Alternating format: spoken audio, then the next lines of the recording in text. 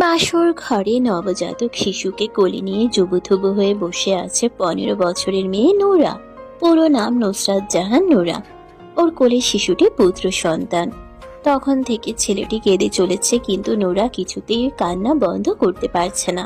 বাচ্চাটা তো ওর নিজের সন্তান না, আর বাচ্চা সামলানোর অভিজ্ঞতাও ওর নেই। হয়তো অভিজ্ঞতা এতদিনে হয়ে যেত, তবে আল্লাহ তাআলা চাননি বলে আর হয়নি। অতীত মনে হতেই চোখের কোণ বেয়ে উষ্ণ তরল গড়িয়ে পড়ে। বাচ্চাটার কান্না কিভাবে বন্ধ করবে? বিছানা থেকে নামার জন্য উদ্যত হতেই রুমে প্রবেশ ঘটে ওর বরের, আরশাদ চৌধুরী, যে কিনা গুনে গুনে ওর চেয়ে 16 বছরের বড়। লোকটার গলার স্বর গম্ভীর। যখন কথা বলে নোরার রক্ত হিম হয়ে যায়। নোরা এখন পর্যন্ত লোকটার মুখের দিকে তাকিয়ে দেখেনি, শুধু গলার স্বর শুনেছে। আরশাদ গম্ভীর আর কিছুটা রাগী স্বরে বলে, তখন থেকে কাঁদছে, শুনতে পাচ্ছ না? খাওয়াচ্ছ না কেন ওকে?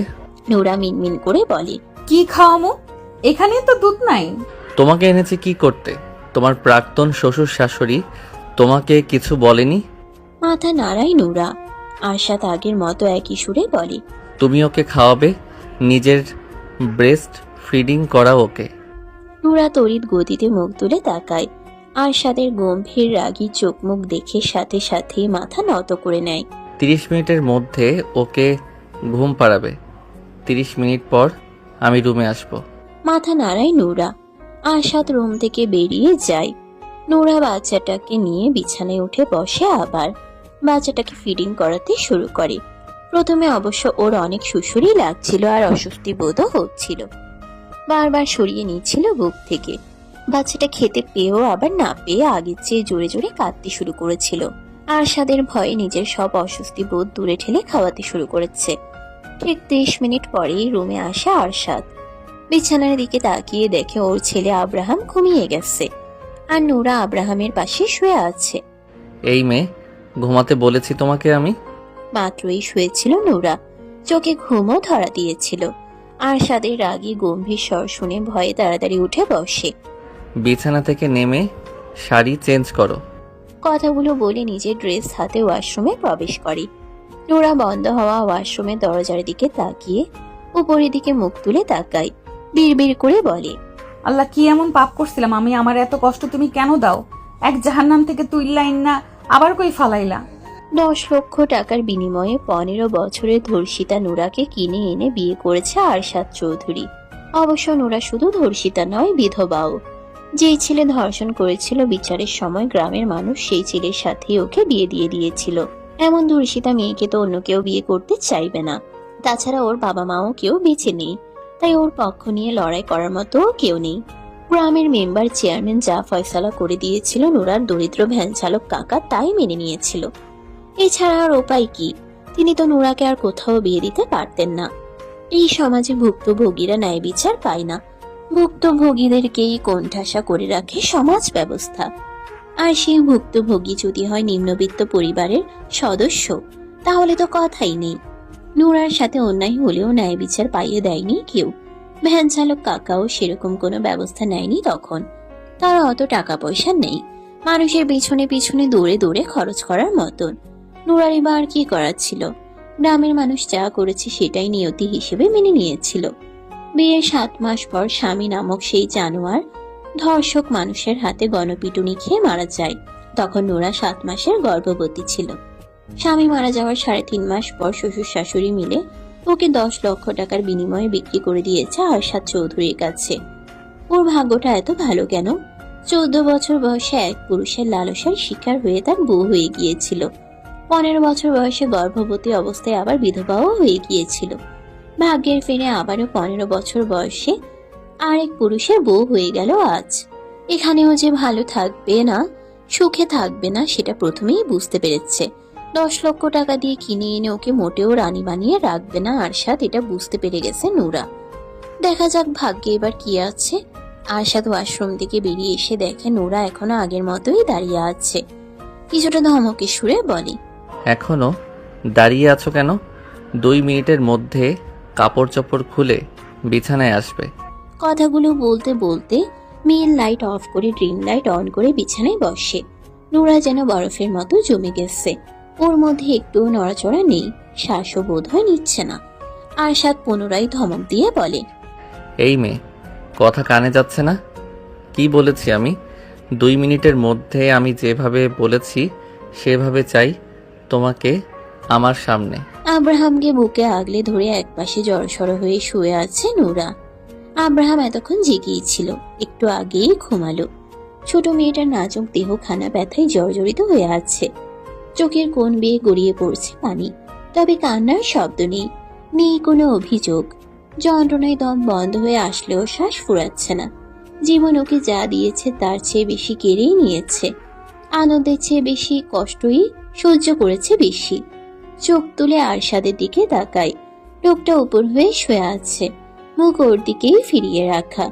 গম্ভীর রাগে চোখ মুখ এখন শান্ত। লোকটা ভীষণ পাষাণ, ওকে অনেক কষ্ট দিয়েছে। একটুও দয়া মায়া নেই লোকটার মধ্যে। চোখ বন্ধ করে নেয় নুরা। ডুবে যায় সেই সন্ধ্যায়। নুরার কাকি হাঁস মুরগি পালন করেন। সন্ধ্যা হয়ে যাওয়ার পরেও হাঁসগুলো খাল থেকে উঠে আসছিল না বাড়িতে। কাকি হাঁসগুলোকে ধাওয়া দিয়ে বাড়িতে নিয়ে আসার জন্য নুরাকে খালে পাঠায়। বেশি দেরি হয়ে গেলে শেয়াল ধরে ধরে খেয়ে ফেলে, নয়তো মেরে ফেলে। হাঁসগুলোকে ধাওয়া দিয়ে খাল থেকে তুলে নেয় নুরা। নিজে যখন উঠতে যাবে তখন হুট করে ওর সামনে এসে দাঁড়ায় অনিক। ছেলেটাকে দেখেই চমকে ওঠে নুরা। দ্রুত পা চালিয়ে চলে যাওয়ার চেষ্টা করলে আচমকা ওকে চেপে ধরে। সন্ধ্যা হয়ে যাওয়ায় আশেপাশে কেউ ছিল না তখন। খালের আশেপাশে বাড়িঘরও নেই। নুরা একটা চিৎকার দিতে পেরেছিল, তবে সেই চিৎকার কারো কানে বোধহয় পৌঁছায়নি। মাগরিবের আজান হচ্ছিল চারদিকে। 14 বছরের হ্যাংলা পাতলা নুরা 25 বছরের এক তাগড়া জোয়ান ছেলের সাথে পেরে ওঠে না। অনেক নামক নরপশুর লালসার শিকার হয় সেই সন্ধ্যায়। নুরার কাকি বাড়ির সব কাজ শেষ করে ছেলেকে নিয়ে নুরাকে খুঁজতে বের হন। উনার ভীষণ রাগ হচ্ছিল নুরার উপর। নুরার কাকা তখনও বাড়িতে ফেরেনি। নুরা এমনিতে কোনোদিন সন্ধ্যার পর বাড়ির বাইরে থাকে না। আজকে হাঁসগুলো নিয়ে আসার জন্য গিয়ে কোথায় বসে আছে কে জানে। আশেপাশের প্রতিবেশীর বাড়িতে খোঁজ খবর নিয়ে খুঁজে না পেয়ে খালের পাড়ে এগিয়ে আসেন। গলা ছেড়ে 2 মা ছেলে নুরার নাম ধরে ডাকতে শুরু করে। ডাকাডাকির এক পর্যায়ে টর্চ লাইটের আলোয় খালের আশেপাশে নজর বুলায়। খালের পাড়ে তৈরি হওয়া ছোট ছোট আগাছার ঝোপ ছাড় নাড়াচাড়া করছে। কৌতূহল নিয়ে দুজন আগায় ঝোপের দিকে। শেয়াল বা কুকুরও হতে পারে, তবুও মনে সাহস জুগিয়ে আগায় দুজন। কাছে এগিয়ে আসতেই তড়িৎ গতিতে উল্টো ঘুরে দাঁড়ায় নুরার 13 বছরের চাচাতো ভাই নূর নবী। নুরার গায়ে কাপড় নেই, ওড়না দিয়ে হাত মুখ বাঁধা, জামা দিয়ে পা বেঁধে রাখা, হাতের সাথে উল্টো করে। উঠে দাঁড়ানোর কোনো উপায় নেই। নুরার কাকি নুরার অবস্থা দেখিয়ে শক্ট হয়ে দাঁড়িয়ে আছেন। নুরার সাথে কি হয়েছে বুঝতে একটুও বাকি নেই। নুরা সামানে ছটফট করছে আর গড়াগড়ি খাচ্ছে। গড়াগড়ি খাওয়ার কারণেই আগাছাগুলো নড়ছিল এতক্ষণ। কাকি দ্রুত নুরার হাত পা খুলে কাপড় পরিয়ে দেন। ব্লিডিং হচ্ছে এখনো, শরীরের জায়গায় জায়গায় কামড়ের দাগ। নুরা কাকিকে জড়িয়ে ধরে হাওমাও করে কেঁদে ওঠে। নূর নবী তখনও উল্টো ফিরে দাঁড়িয়ে আছে। নুরাকে নিয়ে নুরার কাকা কাকি আর গ্রামের কয়েকজন প্রভাবশালী লোক অনেকদের বাড়িতে আসে। বখাটে অনেক তখন বাড়িতেই ছিল। অনেক অস্বীকার করতে পারেনি কিছুই। নুরাকে খালের দিকে আগাতে দেখে পিছু নিয়েছিল অনেক। নুরার উপর ওর নজর ছিল অনেক আগে থেকেই। গ্রামের অনেক মেয়েকে উত্ত্যক্ত করত অনেক, এটা গ্রামের অনেক মানুষই জানে। পরের দিন বড় করে সালিশ বসে। সেখানে ফয়সালা হয় নুরাকে 2 লক্ষ টাকা কাবিনে বিয়ে করবে অনেক। 2 পক্ষ মেনে নেয়, এছাড়া আর কোনো উপায় ছিল না। অনেক আয় রোজগার করতো না কিছু। বাপের টাকায় ঘুরে ফিরে বেড়াতো, নেশা পানি খেত, পড়াশোনাও করেনি। অনেকের বাবার একটা ছোটখাটো চায়ের স্টল ছিল, সেখানেও সেরকম আয় হতো না। গ্রামের মানুষের নজরে তখন তারা খারাপ পরিবার। মানুষের কটু কথা হাসাহাসি চলতেই থাকতো রোজ। বিয়ের আগে রেপ হলেও বিয়ের পর হতো ম্যারিটাল রেপ। প্রায় প্রতি রাতে ব্যথায় জর্জরিত করে দিত অনেক। নুরা কাঁদলে গলা চেপে ধরতো, ভয় দেখাতো, গায়ে হাত তুলতো। ছোট মেয়েটা ভয়ে চুপচাপ সব সহ্য করে নিত, কাউকে কিছু বলার সাহস পেত না। 2 মাস পরেই বুঝতে পারে গর্ভে সন্তান চলে এসেছে। অনেক তখনও সে আগের মতোই ছন্ন ছাড়া বাউন্ডুলে বেকার বখাটে। নুরার আলোতে ভরা জীবনে অন্ধকার হয়ে এসেছিল অনেক। সে অন্ধকার ওকে গ্রাস করে নিয়েছিল পুরোপুরি। বিয়ের পরে অনেক আগের মতোই মেয়েদের উত্ত্যক্ত করত। গ্রামের মানুষ অনেককে গ্রাম থেকে বের করে দিতে চায়। গ্রামের মানুষ বের করে দেওয়ার আগেই অনেকের বাবা মা নুরা আর অনেককে নিয়ে পাড়ি জমায় ঢাকায়। বস্তির মতো একটা এলাকায় বাসা ভাড়ায় উঠে দুটো রুম নিয়ে অনেকের বাবা ফ্লাক্সে চা নিয়ে ফেরি করে বিক্রি করত। অনেককে জোর করে একটা রিক্সা ম্যানেজ করে দেন অনেকের বাবা অন্য একজনের মাধ্যমে। অনেক একদিন রিক্সা চালালে 3 দিন বসে থাকে। হাতে যে কয়েক টাকা থাকে সেগুলো দিয়ে বিড়ি, সিগারেট, গাঁজা খেয়ে শেষ করে। আবার একদিন 2 দিন চালায়। নুরা অনেককে কিছু বলার সাহস পেত না। নিজের কিছু প্রয়োজন হলেও মুখ ফুটে বলতে পারতো না। অনেকের প্রতি ভালোবাসা বলতে ছিল না কিছুই ওর মনের মধ্যে। যা ছিল তা শুধুই ঘৃণা, রাগ আর ক্ষোভ। এভাবেই দিন আগাতে থাকে। নুরা তখন 7 মাসের গর্ভবতী। বিকেলে রান্নার প্রস্তুতি নিচ্ছিল। ওদের ঘরের দুয়ারে অনেক মানুষের ভিড় জমে যায়। কান্নার শব্দ ভেসে আসে ওর কানে। রান্নাঘর থেকে বেরিয়ে আসে থাকার ঘরের সামনে। নজরে আসে অনেকের রক্তাক্ত নির্জীব দেহ। নুরা স্থির হয়ে দাঁড়িয়ে তাকিয়ে থাকে অনেকে নির্জীব দেহের দিকে।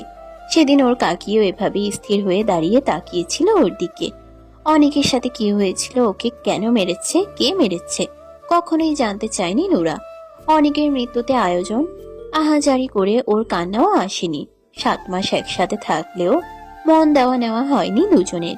দৈহিক চাহিদায় অনেক ওর কাছে আসতো, প্রয়োজন শেষে আবার দূরে ঠেলে দিত।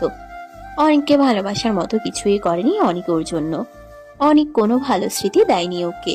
সবসময় নিজের ভোগের বস্তুর মতো দেখেছে আর ব্যবহার করেছে। এমন মানুষের প্রতি ভালোবাসা কিভাবে জন্মাবে? অনেকের জন্য কান্না না আসলেও নিজের সন্তানের জন্য কান্না আসছিল। ওই এতিম, আর ওর সন্তানও দুনিয়ায় আসার আগেই এতিম হয়ে গেল। এতিমদের এই সমাজে কোনো দাম নেই। এই সমাজে এতিম মানেই বোঝা। আশেপাশের অনেকেই বলাবলি করছিল, এটা কেমন বউ, জামাই মরে গেছে কিন্তু কাঁদে না কেন? কেউ তো আর জানে না ওর ছোট মনের ভেতর কত ক্ষত আর দুঃখ জমে আছে।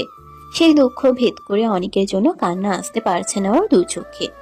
অনেককে গ্রামে নিয়ে দাফন করা হয়েছে। অনেকের একটা ছোট বোন আছে, বিয়ে হয়েছে অনেক আগে, তার 2টো সন্তানও আছে। অনেকের আর কোনো ভাই বোন নেই। অনেকের শোক কাটিয়ে ওঠার আগে অনেকের বাবা মা নুরাকে নিয়ে ঢাকায় ফিরে আসে। অনেকের বাবা মায়ের ঢাকায় থাকার আর কোনো দরকার নেই। বখাটে অনেক তো নেই মেয়েদের উত্তক্ত করার জন্য। কয়েকজন কিছু টাকা পাবে তাদের কাছে, সেগুলো পরিশোধ করে গ্রামে ফিরে যাবে আবার। একা রুমে রাতে শুয়ে অনেকের কথা স্মরণ হতো নুরার। আশ্চর্য, যার মৃত্যুতেও ওর কান্না আসেনি, এখন তার অনুপস্থিতিতে তার শূন্যতা অনুভব করছে। অনেক আর আসেনি ওই রুমে। ওকে ঘুম থেকে টেনে তুলে ব্যথায় জর্জরিত করেনি, গলা চেপে ধরেনি, গালাগালি করেনি, গায়ে হাত তোলেনি। ওকে যন্ত্রণা দেওয়ার জন্য আর ফিরে আসেনি। সবাইকে মুক্তি দিয়ে চলে গিয়েছে সারা জীবনের জন্য। অনেকের মৃত্যুর 1.5 মাস পেরিয়ে যায়। নুরা শুনেছিল অনেককে গণপিটুনি দিয়ে মারা হয়েছে। রিক্সা চালাতে গিয়ে কোনো মেয়ের সাথে নাকি ঝামেলা করেছিল। অবশ্য এই ছেলের তো সুন্দরী মেয়ে দেখলে হুঁশ থাকতো না। বেশি কিছু জানার আগ্রহ দেখায়নি নুরা। নামাজ পড়ে অনেকের জন্য দোয়া করত। যতই হোক স্বামী ছিল তো। দুপুরে রান্নার শেষে গোসল করে নামাজ আদায় করে খাবার খায়। বিছানায় শোয়ার পর অনুভব করে পেটের ভেতর বাচ্চা নড়াচড়া করছে না। স্মরণ হয় আজ সকাল থেকেই খুব একটা নড়াচড়া করেনি। ডেলিভারির সময়ও প্রায় হয়ে এসেছে। গ্রামে কাকার বাড়িতে চলে যেতে চেয়েছিল, তবে ওর শ্বশুর শাশুড়ি রাজি হননি। ওনারও গ্রামে ফিরে যেতে চাইলেও আর যাননি, হয়তো আর যাবেনও না। বিকেলে শাশুড়িকে জানাই বাচ্চা নড়াচড়া করছে না দুপুর থেকে। সে গুরুত্ব না দিয়ে বলেছিলেন, মধ্যে মধ্যে বাচ্চা চুপচাপ থাকে, সমস্যা নাই, পরে আবার নড়াচড়া করব। কিন্তু ওর বাচ্চা আর নড়াচড়া করেনি। রাতে পেইন শুরু হয়। পরের দিন সকালে হাসপাতালে যাওয়ার পর মৃত বাচ্চা ডেলিভারি হয়। মেয়ে হয়েছিল। নুরা নিজের সন্তান হারিয়ে সেদিন কেঁদেছিল ভীষণ। পরে আবার আস্তে আস্তে নিজেই নিজের মনকে বুঝ দিয়েছে এতিম হয়ে বেঁচে থাকার চেয়ে না থাকাই ভালো। নানান চিন্তা মাথায় ঘুরঘুর করত। কেমন যেন পাগলের মতো অবস্থা হয়ে গিয়েছিল। ওর শাশুড়ি ওকেই দোষ দিত বাচ্চা মারা যাওয়ায়। নুরা নাকি ইচ্ছে করে মেরেছে ওর সন্তানকে, নিজের রাস্তা খালি করার জন্য। অন্য কাউকে বিয়ে করার জন্য যেন বাধা না থাকে তাই বাচ্চাকে মেরেছে। নুরা কাকার বাড়িতে ফিরে যেতে চাইলেও ওর কাকা কাকি আগ্রহ দেখায়নি। যে বোঝা ঘাট থেকে নেমে গিয়েছে সে বোঝা আর ঘাড়ে তুলতে চায়নি। তারপর একদিন কিভাবে যেন আরশাদ চৌধুরী ওর খোঁজ পেয়ে গেল। তারপর টাকার বিনিময়ে চিরদিনের জন্য কিনে নিয়ে আসলো নিজের কাছে। আরশাদ চৌধুরী চাইলেই ধনী পরিবারের মেয়েকে বিয়ে করতে পারত, চাইলে অবিবাহিত সুন্দরী মেয়ে বিয়ে করতে পারত। আরশাদ চৌধুরী ভীষণ চালাক চতুর একজন মানুষ। সে জানে নুরাকে যেভাবে খুশি সেভাবেই নাচাতে পারবে। ও টু শব্দের বিপরীতে নোরা টু শব্দ করতে সাহস করবে না কোনোদিন। নোরা শোয়া থেকে উঠে ফ্রেশ হয়ে আসে, সারা অঙ্গে ব্যথা অনুভব করছে। মনে হচ্ছে কেউ যেন খুব মেরেছে ওকে। বিষণ্ণ হয়ে উদাস মনে সোফায় গায়ে লিয়ে বসে পড়ে। অনেকের বাবা মা ওকে পছন্দ করে না, ভালোবাসে না জানতো, কিন্তু টাকার বিনিময়ে এভাবে বিক্রি করে দেবে কল্পনাও করেনি। বিছানায় শুয়ে থাকা আরশাদের দিকে তাকায় আবার। আরশাদের প্রথম বউ কোথায়? এত ছোট বাচ্চা রেখে কোথায় গেছে? মারা গেছে নাকি বাড়িতেই আছে? আরশাদের পরিবারের সবাই কোথায়? নানান প্রশ্ন মাথায় ঘুরঘুর করলেও উত্তর দেওয়ার মতো কেউ নেই। আরশাদকে স্বাভাবিক মানুষের মতো লাগেনি ওর কাছে, কেমন যেন সাইকো টাইপের। আরশাদের ঘুম ভাঙে অনেক দেরি করে। শোয়া থেকে উঠে বসে কিছু সময় চোখ বন্ধ করে বসে থাকে। চোখ মেলে বিছানায় তাকায়। নোরা বা আব্রাহাম কাউকেই দেখতে পায় না। পুরো রুমে নজর বুলায়। ব্যালকনির দরজা খোলা দেখতে পায়। এই মেয়ে, নোরা দ্রুত পায়ে রুমে প্রবেশ করে আব্রাহামকে নিয়ে। আমি যতক্ষণ রুমে থাকবো আমার সামনে থেকে নড়বে না, বেলকনিতেও যেতে পারবে না। আমার অনুমতি ব্যতীত এই রুমের বাইরে পা রাখবে না। গম্ভীর স্বরে বলে কথাগুলো। নোরা মাথা নাড়ায়। আর রাতে যা যা বলেছি মনে আছে? এবারেও মাথা নাড়ায় নোরা। আরশাদ রেগে বলে। মুখে বলতে কষ্ট হয়। নোরা কম্পিত স্বরে বলে। সব মনে আছে আর মনে থাকবে। সারাদিন পেরিয়ে রাত নেমে এসেছে আবার। নোরা নিজের ব্রেস্টে ব্যথা পাচ্ছে ভীষণ। ব্রেস্ট মিল্ক জমা হয়ে টনটন করছে এখন। ব্রেস্ট মিল্ক বাড়ার জন্য আরশাদ ওকে কি কি ঔষধ যেন খাইয়েছে। তারপর ভালো মন্দ অনেক খাবারও খাইয়েছে। আরশাদ রুমে এসে দেখে নোরা বসে আছে আব্রাহামের পাশে। ওর কড়া নিষেধাজ্ঞা আছে, ও রুমে না আসা পর্যন্ত নোরা শুতে পারবে না। ওর জন্য নোরাকে অপেক্ষা করতে হবে রোজ রাতে। খাবার খেয়েছে দুজনেই। ঘন্টা খানিক আগে আরশাদ রুম থেকে বেরিয়েছিল। আরশাদ ফ্রেশ হয়ে আসে। বিছানায় উঠে শুতে শুতে গম্ভীর স্বরে বলে। এদিকে আসো। নোরা ভয়ে ভয়ে কিছুটা এগিয়ে আসে।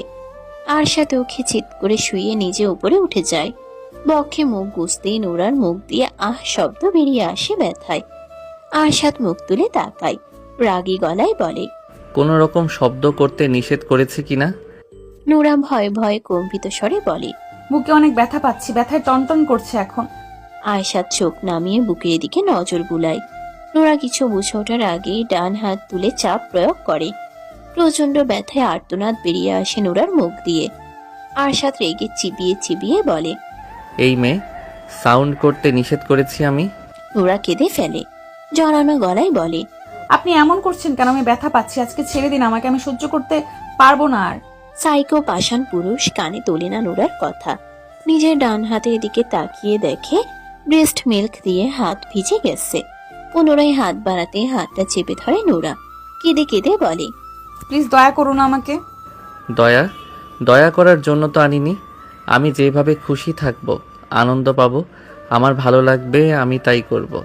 জীবনে স্যাক্রিফাইস, কম্প্রোমাইজ অনেক করেছি, কিন্তু তার বিনিময়ে তো কেউ আমার উপর দয়া করেনি। আমি কেন করব? হাত ছাড়ো বলছি, নয়তো ভালো হবে না তোমার জন্য। ভয়ে হাত ছেড়ে দেয় নোরা। ওর পুরো শরীর কাঁপতে শুরু করেছে। একদম এই ন্যাকা কান্না কাঁদবে না। প্লিজ আজকে রাতটা ছেড়ে দিন আমাকে। প্রশ্নই আসে না। সকালে নোরার ঘুম ভাঙে একটু দেরি করে। ঘুম থেকে উঠে দেখে আরশাদ নেই বিছানায়। আব্রাহাম গভীর ঘুমে রয়েছে। বিছানা ছেড়ে নেমে দাঁড়ায়। রাতে অনেক ভয় পেয়ে গিয়েছিল, কিন্তু আরশাদ ওর সাথে কিছু করেনি আর। ওর কান্না দেখে ছেড়ে দিয়েছিল, পরে আর রাগারাগিও করেনি।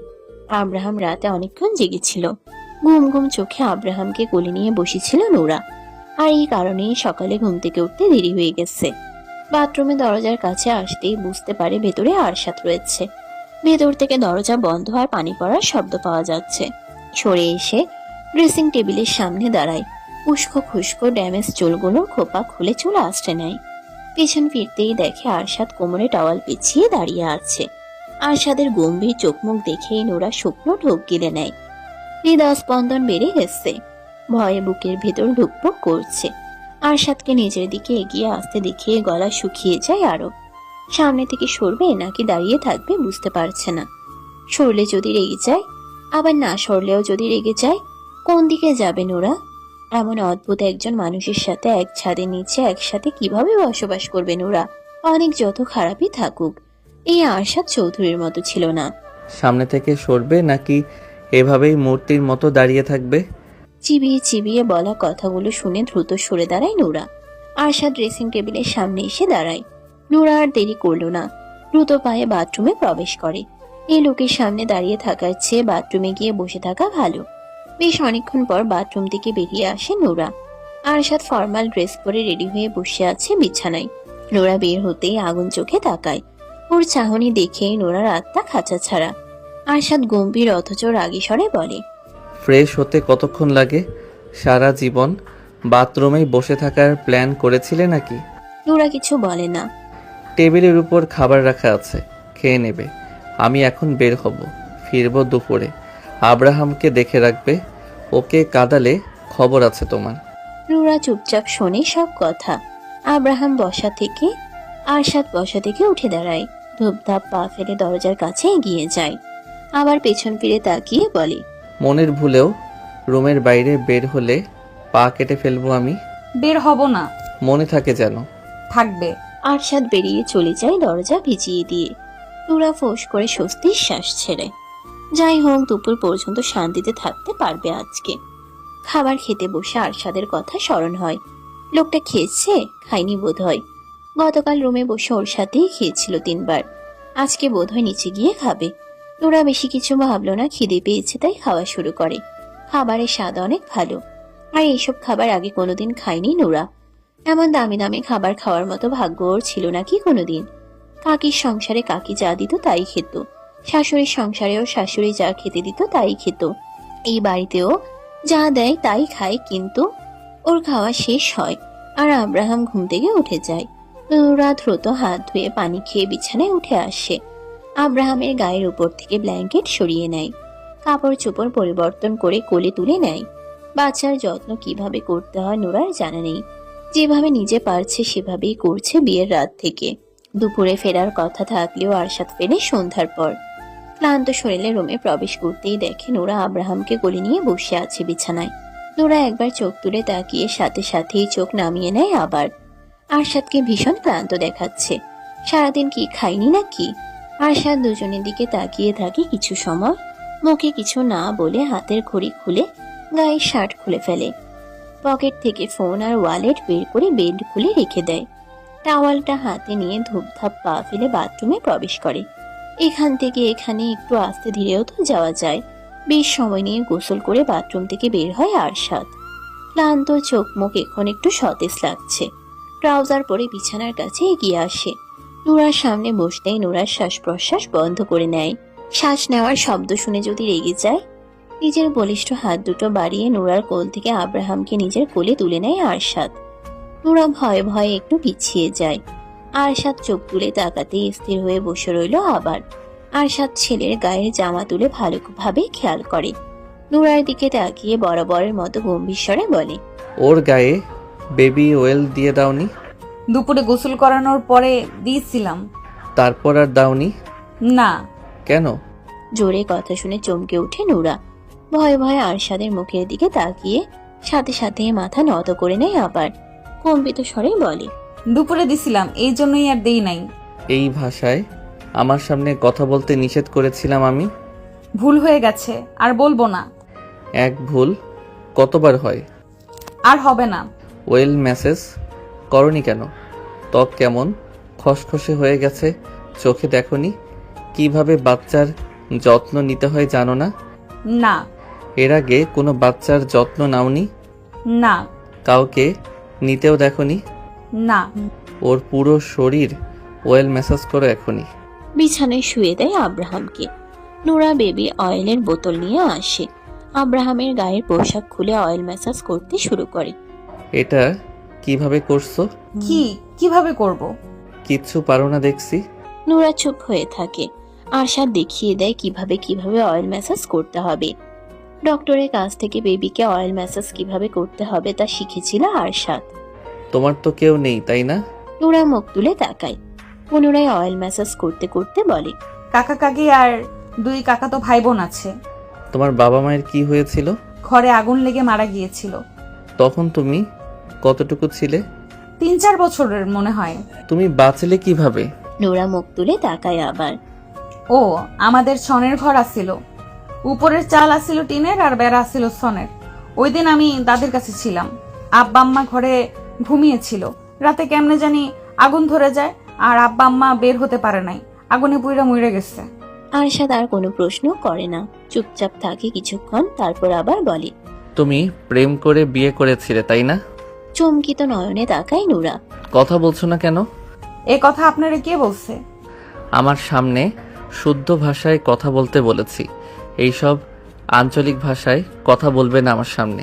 প্রেম করে বিয়ে করেছি কে বলেছে আপনাকে? অ্যারেঞ্জ ম্যারেজ ছিল? না। Love marriage? না। অ্যারেঞ্জ ম্যারেজ না, আবার লাভ ম্যারেজও না, তাহলে বিয়ে হয়েছিল কিভাবে?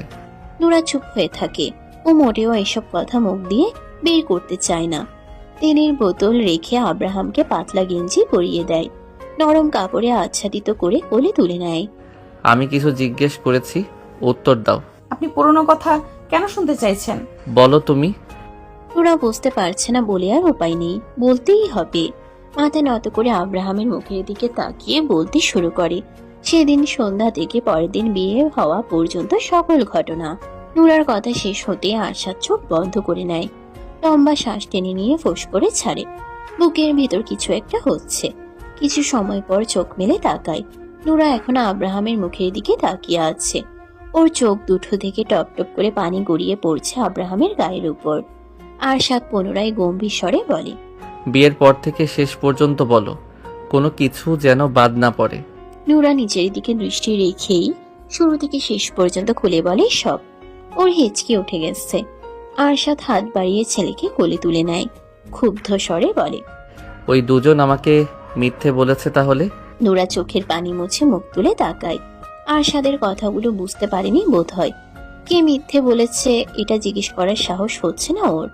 আরশাদ আবার বলে, তুমি মিথ্যে বলেছ না তো আমাকে? নোরা দ্রুত দুদিকে মাথা নাড়ায়। আমি কিন্তু মিথ্যে একদম সহ্য করতে পারি না। খোঁজ নিয়ে যদি জানতে পারি তুমি আমাকে মিথ্যে বলেছ, তাহলে তোমার কি অবস্থা করব কল্পনাও করতে পারবে না। আমি মিথ্যে বলিনি আপনাকে।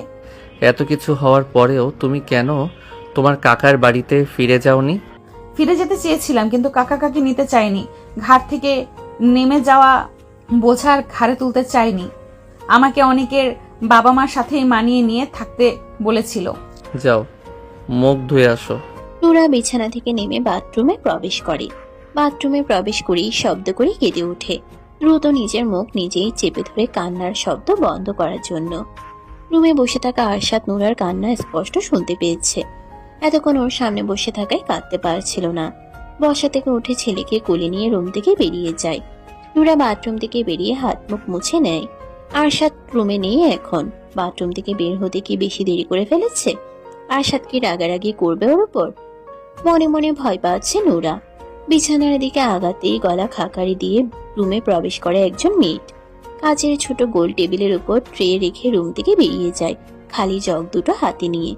আরশাদ রুমে প্রবেশ করে। ওকে দেখে একপাশে জড়সড় হয়ে দাঁড়ায় নোরা। আব্রাহাম ঘুমিয়ে গেছে। বিছানায় শুয়ে দিয়ে ঢেকে দেয় আরশাদ। সোজা হয়ে দাঁড়িয়ে নোরার দিকে তাকাতেই নোরা মাথা নিচু করে নেয়। খিদে পেয়েছে আমার। নোরা চোখ তুলে একবার তাকিয়ে টেবিলের কাছে এগিয়ে আসে। দুটো প্লেট সোজা করে খাবার বেড়ে নেয়। মিট নক করে অনুমতি নিয়ে রুমে প্রবেশ করে। পানির জগ দুটো রেখে চলে যায় সাথে সাথেই। আরশাদ চেয়ার টেনে বসে খাবার খাওয়ার জন্য। কাজের চাপে দুপুরে খাওয়ার সময় পায়নি, আর ওর খেতেও ইচ্ছে হয়নি। খেতে বসছো না কেন? দ্রুত চেয়ারে বসে পড়ে নোরা। প্লেটের দিকে দৃষ্টি রেখে খাওয়া শুরু করে। খাওয়ার ফাঁকে ফাঁকে আরশাদের কিছু লাগবে কিনা জিজ্ঞেস করে তুলে দেয় প্লেটে। খাওয়া শেষে আরশাদ রুম থেকে বেরিয়ে যায়। নোরা প্লেট বাটিগুলো গুছিয়ে রেখে বিছানায় এসে বসে। এখন ওর শুয়ে ঘুমোতে ইচ্ছে করছে। দুর্বল শরীর থাকায় অলসতা ভর করেছে খাওয়ার সাথে সাথেই। 10টার পর রুমে ফিরে আসে আরশাদ। বিছানার দিকে তাকিয়ে দেখে নোরা ঘুমে দুলছে রীতিমতো। চোখ দুটো অনেক কষ্টে মেলে রেখেছে। দরজা লাগিয়ে ফ্রেশ হয়ে এসে পানি খায়। রুমের মেইন লাইট অফ করে ড্রিম লাইট অন করে, তারপর বিছানায় উঠে বসে। আরশাদকে রুমে ফিরে আসতে দেখে নোরার ঘুমটুম সব পালিয়ে গেছে। আমার দিকে ঘুরে বসো। আরশাদের রাশভারী গম্ভীর স্বর শুনে নোরার ভিতর পর্যন্ত কেঁপে ওঠে। এতটা গম্ভীর হয়ে কেউ কিভাবে কথা বলতে পারে? নোরা ঘুরে বসে। আরশাদ আব্রাহামের দিকে দেখিয়ে বলে, ওর নাম কি? আব্রাহাম চৌধুরী। ওর বাবার নাম? নোরা মুখ তুলে তাকায়। এমন অদ্ভুত প্রশ্নগুলো কেন করছে ওকে? ওর বাবার নাম কি? আরশাদ চৌধুরী। ওর মায়ের নাম? নোরা এবার আর কিছু বলতে পারে না। আব্রাহামের মায়ের নাম তো ওর জানা নেই। ও তো শুধু আব্রাহাম আর আরশাদের নাম শুনেছিল, তাছাড়া আর কারো নাম জানে না এই বাড়ির। আরশাদের বাবার নামটাও ভুলে গেছে। কিছু জিজ্ঞেস করেছি আমি? নোরা চুপ হয়ে থাকে। আরশাদের মেজাজ আরো গরম হতে শুরু করে। চিবিয়ে চিবিয়ে বলে, আব্রাহাম কি হয় তোমার? নোরা ভয় পেলেও চুপ হয়ে আছে। কি বলবে মাথায় আসছে না কিছু। ভয়ে বোধ বুদ্ধি লোপ পেয়েছে। আমি কে হই তোমার? স্বামী। তাহলে আমার ছেলে কি হবে তোমার? ছেলে। ও কার পেট থেকে হয়েছে? নোরা আবার চুপ হয়ে থাকে। আরশাদ মেজাজ হারিয়ে নোরার চোয়াল চেপে ধরে মুখের দিকে তুলে বলে, আব্রাহাম আমার আর তোমার ছেলে। ওর বাবা আমি আর মা তুমি। ও তোমার পেট থেকে হয়েছে। কার পেট থেকে হয়েছে? নোরা ভয়ে ভয়ে কম্পিত স্বরে বলে, আমার। ওর মা কে? আমি। ওর বাবা মা কে? আমি আর আপনি। হ্যাঁ, সারা জীবন মনে থাকে যেন এই কথাগুলো। আমরা আসল সত্যি জানলেও পুরো দুনিয়া জানবে ও তোমার পেট থেকে হয়েছে। ওর আসল বাবা মা আমরা, বুঝতে পেরেছো? হ্যাঁ। আরশাদ নোরার চোয়াল ছেড়ে দেয়। এক টানে শুয়ে দেয় বিছানায়। মুহূর্তেই নিজে উঠে যায় নোরার উপরে। ঘাড়ে মুখ বুঝতেই বুঝতে পারে নোরা নাক টানছে। বিরক্তিতে মুখ তুলে তাকিয়ে রাগী স্বরে বলে, কি হয়েছে? ছেড়ে দিন আমাকে। গতকাল কি বলেছিলে মনে নেই? বুকে ব্যথা পাচ্ছি। কথা বলতে বলতে কেঁদে ফেলে নোরা। নোরার কান্না দেখে ওর বুকের উপর থেকে নেমে আসে আরশাদ। বিরক্তি নিয়ে বলে, ফ্যাস ফ্যাস করে কাঁদা বন্ধ করো, নয়তো মুখের ভেতর কাপড় গুজে দিব। নোরা আব্রাহামের দিকে ফিরে শোয়। কান্না গিলে নেয় দ্রুত। চোখ দিয়ে গল গল করে পানি ছড়লেও মুখ দিয়ে শব্দ বের হচ্ছে না তার। একটু পর পর শুধু শরীর ঝাঁকি দিচ্ছে। আরশাদ রাগী স্বরে বলে, আমি ওই দিকে ফিরতে বলেছি। নোরা দ্রুত চিত হয়ে শোয়। আবার জড়িয়ে ধরো। নোরা আগের মতোই শুয়ে থাকে। আরশাদ আগের চেয়েও বেশি রেগে চিবিয়ে চিবিয়ে বলে, কি বলেছি কানে যাচ্ছে না? স্পেশাল ভাবে শোনাতে হবে? এক কথা কতবার বলতে হয়? নোরা আরশাদের শরীর ঘেঁষে এসে কাঁধ হয়ে জড়িয়ে ধরে। আরশাদ নিজেও কাঁধ হয়ে চার হাত পা দিয়ে পেঁচিয়ে ধরে নোরাকে। নোরার হ্যাংলা পাতলা দেহখানা আরশাদের বলিষ্ঠ দেহের অর্ধেক। কথায় কথায় কান্না করা মানুষ আমার একদমই পছন্দ নয়। আমার সামনে কেঁদে কেঁদে আমার মেজাজ গরম করবে না একদম। নোরা কিছু বলে না। ওর ইচ্ছে করছে আরশাদকে নিচের কাছ থেকে ঠেলে সরিয়ে দিতে। অস্বস্তি হচ্ছে, হাঁসফাঁস লাগছে, দম বন্ধ হয়ে আসছে। এই বাহুবন্ধন থেকে মুক্ত হতে পারলেই ভালো লাগতো। সময় গড়ানোর সঙ্গে সঙ্গে নোরা ঘুমিয়ে যায় আরশাদের বুকে মুখ গুজে। আরশাদের বাহুবন্ধনে জড়সড় হয়ে ওর বুকের সাথে মিশে আছে নোরা। আরশাদের চোখে ঘুম নেই আজ। অবশ্য অনেকগুলো দিন ধরেই ওর চোখে ঘুম নেই সেভাবে। গত রাতে ঘুমটা একটু ভালো হয়েছিল। আরশাদ প্রথম বিয়ে করেছিল 25 বছর বয়সে। পড়াশোনা শেষ করেই বিয়েটা করেছিল বাবা মায়ের পছন্দে। মেয়েটা ছিল ভীষণ সুন্দরী, দেখলেই চোখ জুড়িয়ে যেত। বউকে সে অনেক ভালোবাসতো আরশাদ। নিজের সবটা দিয়ে ভালোবেসেছিল, অন্ধের মতো বিশ্বাস করত। বিয়ের 3 বছর পেরিয়ে যাওয়ার পরেও বাচ্চা হচ্ছিল না। 3 বছর পর থেকে বিভিন্ন ডাক্তারের কাছে দৌড়াদৌড়ি শুরু করে দুজন।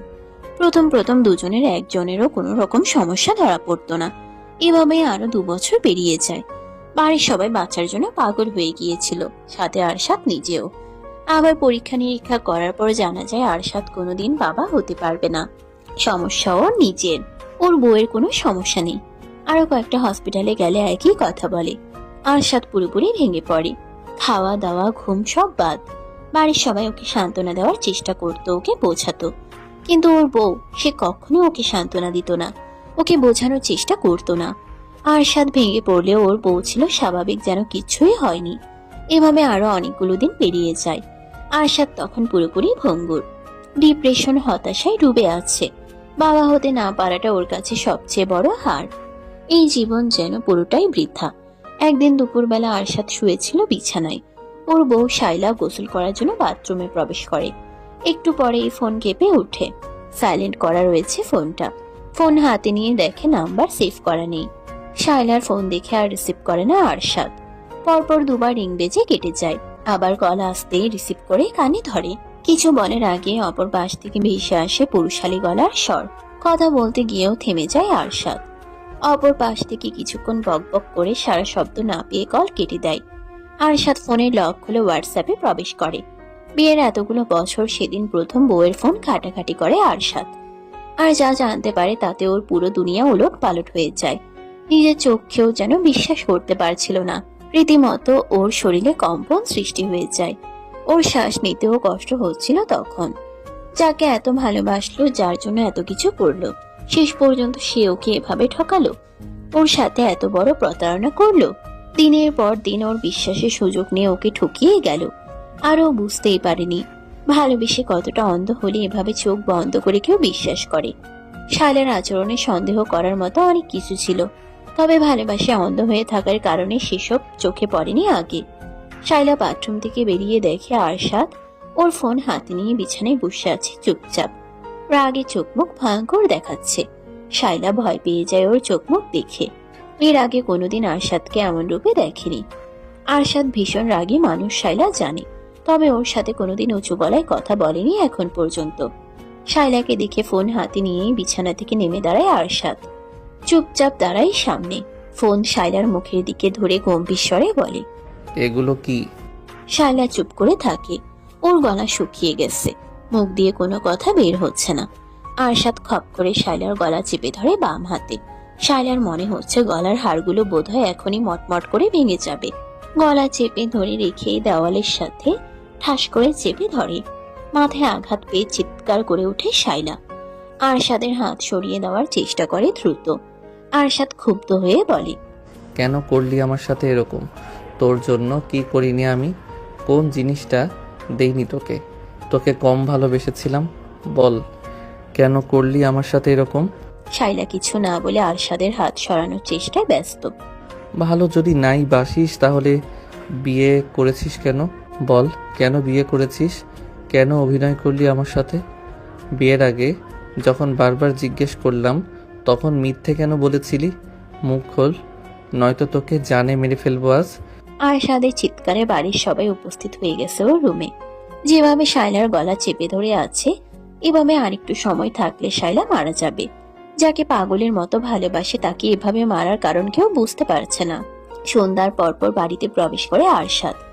দুপুরের আগে হিতাহিত জ্ঞান হারিয়ে শাইলাকে মেরে ধরে ফেলে রেখে বাড়ি থেকে বেরিয়ে গিয়েছিল নিজের আগের সব রিপোর্টগুলো নিয়ে। শাইলাকে কেন মেরেছে, শাইলা কি করেছে, কাউকে কিছু বলেনি। কারো কোনো প্রশ্নের উত্তরও দেয়নি। ওর এমন খ্যাপা রাগ দেখে কেউ বেশি কিছু জিজ্ঞেস করার সাহসও করেনি। হসপিটালে গিয়ে আগে ডক্টর দেখিয়েছে। নতুন রিপোর্ট দেখে ডক্টর জানিয়েছেন আরশাদের কোনো সমস্যা নেই, ও বাবা হতে পারবে। আগের সব রিপোর্ট ফেক। হসপিটাল থেকে বেরিয়ে গিয়েছিল থানায়। যতজন ডক্টর এর আগে ওকে মিথ্যে বলেছিল আর ফেক রিপোর্ট বানিয়েছিল, প্রমাণ দেখিয়ে সকলের নামে মামলা করেছে। শাইলার নামেও মামলা করেছে। এসব কিছু করতে করতেই সন্ধ্যা হয়ে গেছে। বাড়িতে ফিরে দেখে শাইলার বাবা মা ভাই চলে এসেছে ওদের বাড়িতে। সবাই ওর সাথে কথা বলার জন্য উদ্যত হলেও আরশাদ কারো কোনো কথা না শুনে সোজা নিজের রুমে চলে আসে। শাইলা শুয়েছিল বিছানায়। আরশাদের শক্ত হাত পায়ের মার খেয়ে অবস্থা খারাপ। আরশাদ শাইলার দিকে তাকিয়ে রাগে ফুসফুস করতে শুরু করে। হাতের রিপোর্টগুলো বিছানার উপর রেখে শাইলার চুলের মুঠি ধরে বিছানা থেকে টেনে নামাতে নামাতে বলে, তুই আমার বিছানায় শুয়ে আছিস কেন? বের হ আমার রুম থেকে আর এই বাড়ি থেকে। তোর এই নোংরা আর গিরগিটি মার্কা চেহারা দেখাবি না আমাকে। আশাদ, ব্যথা পাচ্ছি, চুল ছাড়ো আমার। শাইলার আর্তনাদ কান্না আরশাদের কানে পৌঁছায় না। রাগে যেন বধির হয়ে গেছে। থানা থেকে কিভাবে বাড়িতে ফিরেছে ও নিজেও জানে না। বল, তুই আমার সঙ্গে কেন নাটক করলি এতকাল? শাইলা ওর প্রশ্নের উত্তর দিচ্ছে না দেখে আবার গলা চেপে ধরে শক্ত করে। দম বন্ধ বন্ধ হয়ে যাবে তখন ছেড়ে দেয়। শাইলা দেওয়ালের সাথে ঘেঁষে বসে পড়ে, গলা ধরে। আরশাদ শাইলার সামনে বসে দুই পায়ের উপর ভর করে। শাইলার মুখ দুই হাতে আগলে ধরে পাগলের মতো বলে, তুই কেন আমার সাথে এমন করলি? তোর কি ক্ষতি করেছিলাম আমি? তোকে কখনো কষ্ট দিয়েছি আমি? তোর কোনো চাওয়া অপূর্ণ রেখেছি? তোকে অযত্নে রেখেছি? কোন জিনিসের অভাব হয়েছে বল? নিজের থেকেও বেশি ভালোবেসেছিলাম তোকে, আর তুই তার এই প্রতিদান দিলি। শাইলা চুপ করে থাকে। রাগে হিতাহিত জ্ঞান হারিয়ে শাইলার গালে ঠাটিয়ে চর বসিয়ে দেয় আরশাদ। আবার চর খেয়ে শাইলার নাক আর ঠোঁটের কোণ দিয়ে রক্ত বেরিয়ে আসে। শাইলার চুলের মুঠি ধরে আরো কয়েকটা চর লাগায় ঠাস ঠাস করে। গলা চেপে ধরে আবার দেওয়ালের সাথে আবারও বাড়ি লাগে মাথায়। যার গায়ে ফুলের টোকাও লাগতে দেয়নি কখনো, আজ দুপুর থেকে নিজ হাতে তার গায়েই মারছে, লাগতে দিচ্ছে। আরশাদ যেন নিজের নিয়ন্ত্রণ হারিয়ে ফেলেছে। প্রাণপ্রিয় স্ত্রীর কাছ থেকে এত বড় আঘাত পেয়ে কিছুতেই নিজেকে সামলাতে পারছে না। আরশাদের গর্জন আর শাইলার কান্না শুনে বাড়ির সবাই আবারও উপরে উঠে এসেছে। আরশাদের ছোট ভাই এরশাদ এগিয়ে এসে আরশাদকে সরানোর চেষ্টা করে। আরশাদ ওকে এক ঝটকায় ফেলে দেয় নিচে। বাড়ির সবাই এগিয়ে এসে আরশাদকে টেনে সরিয়ে নেয়। আরশাদ সকলের কাছ থেকে নিজেকে ছাড়ানোর জন্য ধস্তাধস্তি করতে করতে গর্জন করে বলে, ছাড়ো আমাকে, ওকে আজকে আমি খুন করে ফেলবো। আরশাদের বাবা ছেলেকে শান্ত করার চেষ্টা করে বলেন, কি হয়েছে? তুমি এমন করছো কেন? শায়লা কি করেছে? এই মহিলা এতগুলো দিন ধরে আমাকে ঠকাচ্ছে। ওর উপরে এক আর ভেতরে আরেক। ও অন্য এক ছেলেকে ভালোবাসে বিয়ের আগে থেকেই। এখনও সেই ছেলের সাথে পরকীয়া কন্টিনিউ রেখেছে। আমার কোনো সমস্যা নেই। এই নষ্ট মহিলা ডাক্তারদের আগেই টাকা খাইয়ে রাখতো, সেজন্য ডাক্তাররা ফেক রিপোর্ট বানাতো আর মিথ্যে বলতো। এই জন্যই ও সবসময় ওর পরিচিত ডাক্তারদের কাছে যেতে চাইতো। পাগলের মতো কি বলছে সব? আমি পাগলই হয়ে গেছি এখন। ওকে খুন করব আমি, তবেই শান্তি পাবো। কোনো কিছু ভুল বোঝাবুঝি হয়েছে, মাথা ঠান্ডা করো আগে। আরশাদ সকলের কাছ থেকে নিজেকে ছাড়িয়ে নেয়। পকেট থেকে শাইলার ফোন বের করে একের পর এক পিক বের করে সকলকে দেখাতে শুরু করে। চ্যাট বক্সে থাকা সুশীল অশ্লীল চ্যাট বের করে দেখায় সকলকে। ভয়েস রেকর্ডগুলো শোনায়। ঘৃণায় সকলের চোখ মুখ পরিবর্তন হয়ে গেছে। শাইলার বাবা মা ভাই মাথা নিচু করে নিয়েছে। আরশাদ রাগে ফেটে পড়ছে। রাগের কারণে থরথর করে কাঁপছে ওর পুরো শরীর। পুনরায় শাইলার সামনে বসে বলে, কথা বলছিস না কেন? বল, কেন আমার সাথে এত বড় নাটক করলি? কেন আমার বিশ্বাস নিয়ে খেললি? আমাকে কেন ঠকালি? মুখ খোল, নয়তো তোর জিহ্বা টেনে ছিঁড়ে ফেলবো আমি। শাইলা কান্না করতে করতে নিচের দিকে তাকিয়ে বলতে শুরু করে, আমি বিয়ের আগে থেকে নিশানকে ভালোবাসি। আমাদের বিয়ের 1 মাস আগে ওর সাথে ব্রেকআপ হয়ে যায়। তাই জেদের বশে আমিও বিয়েটা অমত করিনি। সব কিছু ঠিকঠাকই চলছিল। আমাদের বিয়ের 2 বছর পর নিশানের সাথে যোগাযোগ হয় আবার। নিশান নিজে থেকেই যোগাযোগ করেছিল। ও আমার লাইফে ফিরতে চাইছিল আবার। আমিও কেন যেন না করতে পারিনি। ফোনেই কথা হতো আমাদের। এর মধ্যে তুমি বাচ্চার জন্য পাগল হয়ে ওঠো। 3 বছর পরেও যখন বাচ্চা হচ্ছিল না, তখন ডক্টর দেখাতে শুরু করো। তখন আমি লুকিয়ে লুকিয়ে মেডিসিন নিতাম যেন বাচ্চা না হয়। এর মধ্যে আরও অনেক কিছু ঘটে যায়। নিশান আমাকে হসপিটাল আর ডক্টরের নাম বলে দিত আগেই। আমিও তোমাকে নিয়ে তাদের কাছেই যেতাম। আরশাদ শাইলার চোয়াল শক্ত করে চেপে ধরে চিবিয়ে চিবিয়ে বলে, এতই যখন ভালোবাসিস তাহলে যাসনি কেন? কেন এত নাটক করলি? তোকে তো সব রকম ফ্রিডম দেওয়া হয়েছিল, চাইলেই চলে যেতে পারতি। যাসনি কেন? শাইলা চুপ করে থাকে। আরশাদ আবার বলে, আমার টাকায় খাবি, পড়বি আর অন্যের সঙ্গে রঙ্গলীলা করবি, তাই না? তুই কি ভেবেছিস তোর চালাকি আমি ধরতে পারবো না? আমি বুঝতে পেরে গেছি তুই কেন আমাকে ছেড়ে এখনো যাসনি। ওই বাড়িটার জন্য, তাই না? বাড়িটা তোর নামে লিখে দিলেই তুই আমাকে ছেড়ে চলে যেতি। কি আমি ঠিক বলছি না? শাইলা এবারেও চুপ করে থাকে। বিয়ের 1 বছর পরেই আরশাদ নিজেদের জন্য আলাদা একটা বাড়ি তৈরি করার সিদ্ধান্ত নেয়। বাড়িটা যেখানে হবে সেই জমি শহর থেকে একটু দূরে। বাড়ির কাজ শুরু করার পর আরশাদ সিদ্ধান্ত নেয় বাড়িটা শাইলাকে গিফট করবে। একদিন কথায় কথায় শাইলাকে বলে ফেলেছিল নিজের সিদ্ধান্ত।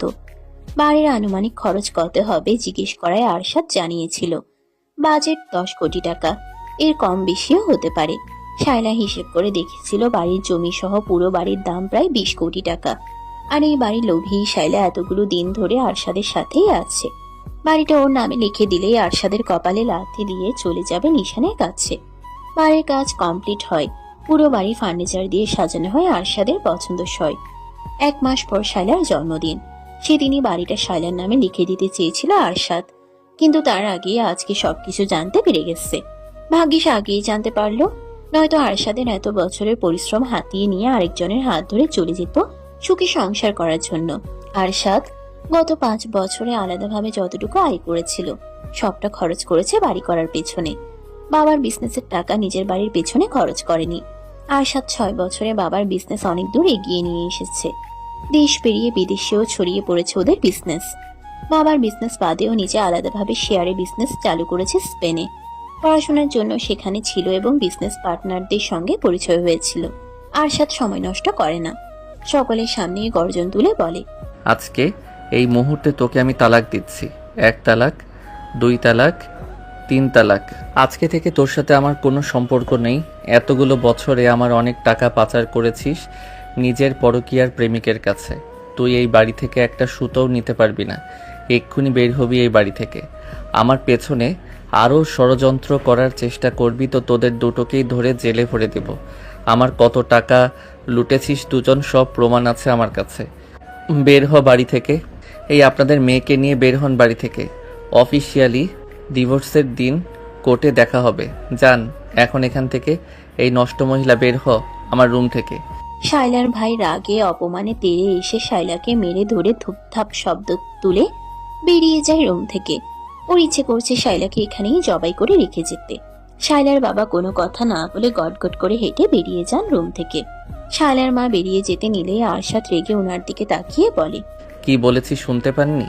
আপনাদের মেয়েকে নিয়ে যান, নয়তো ওকে খুন করব আমি। খুন করেই ফেলো, একে আমি আমার বাড়িতে নেব না। এই দিন দেখার আগে কেন আমার মরণ হলো না? আরশাদ শায়লার হাত ধরে টেনে নিয়ে রুম থেকে বের হয়।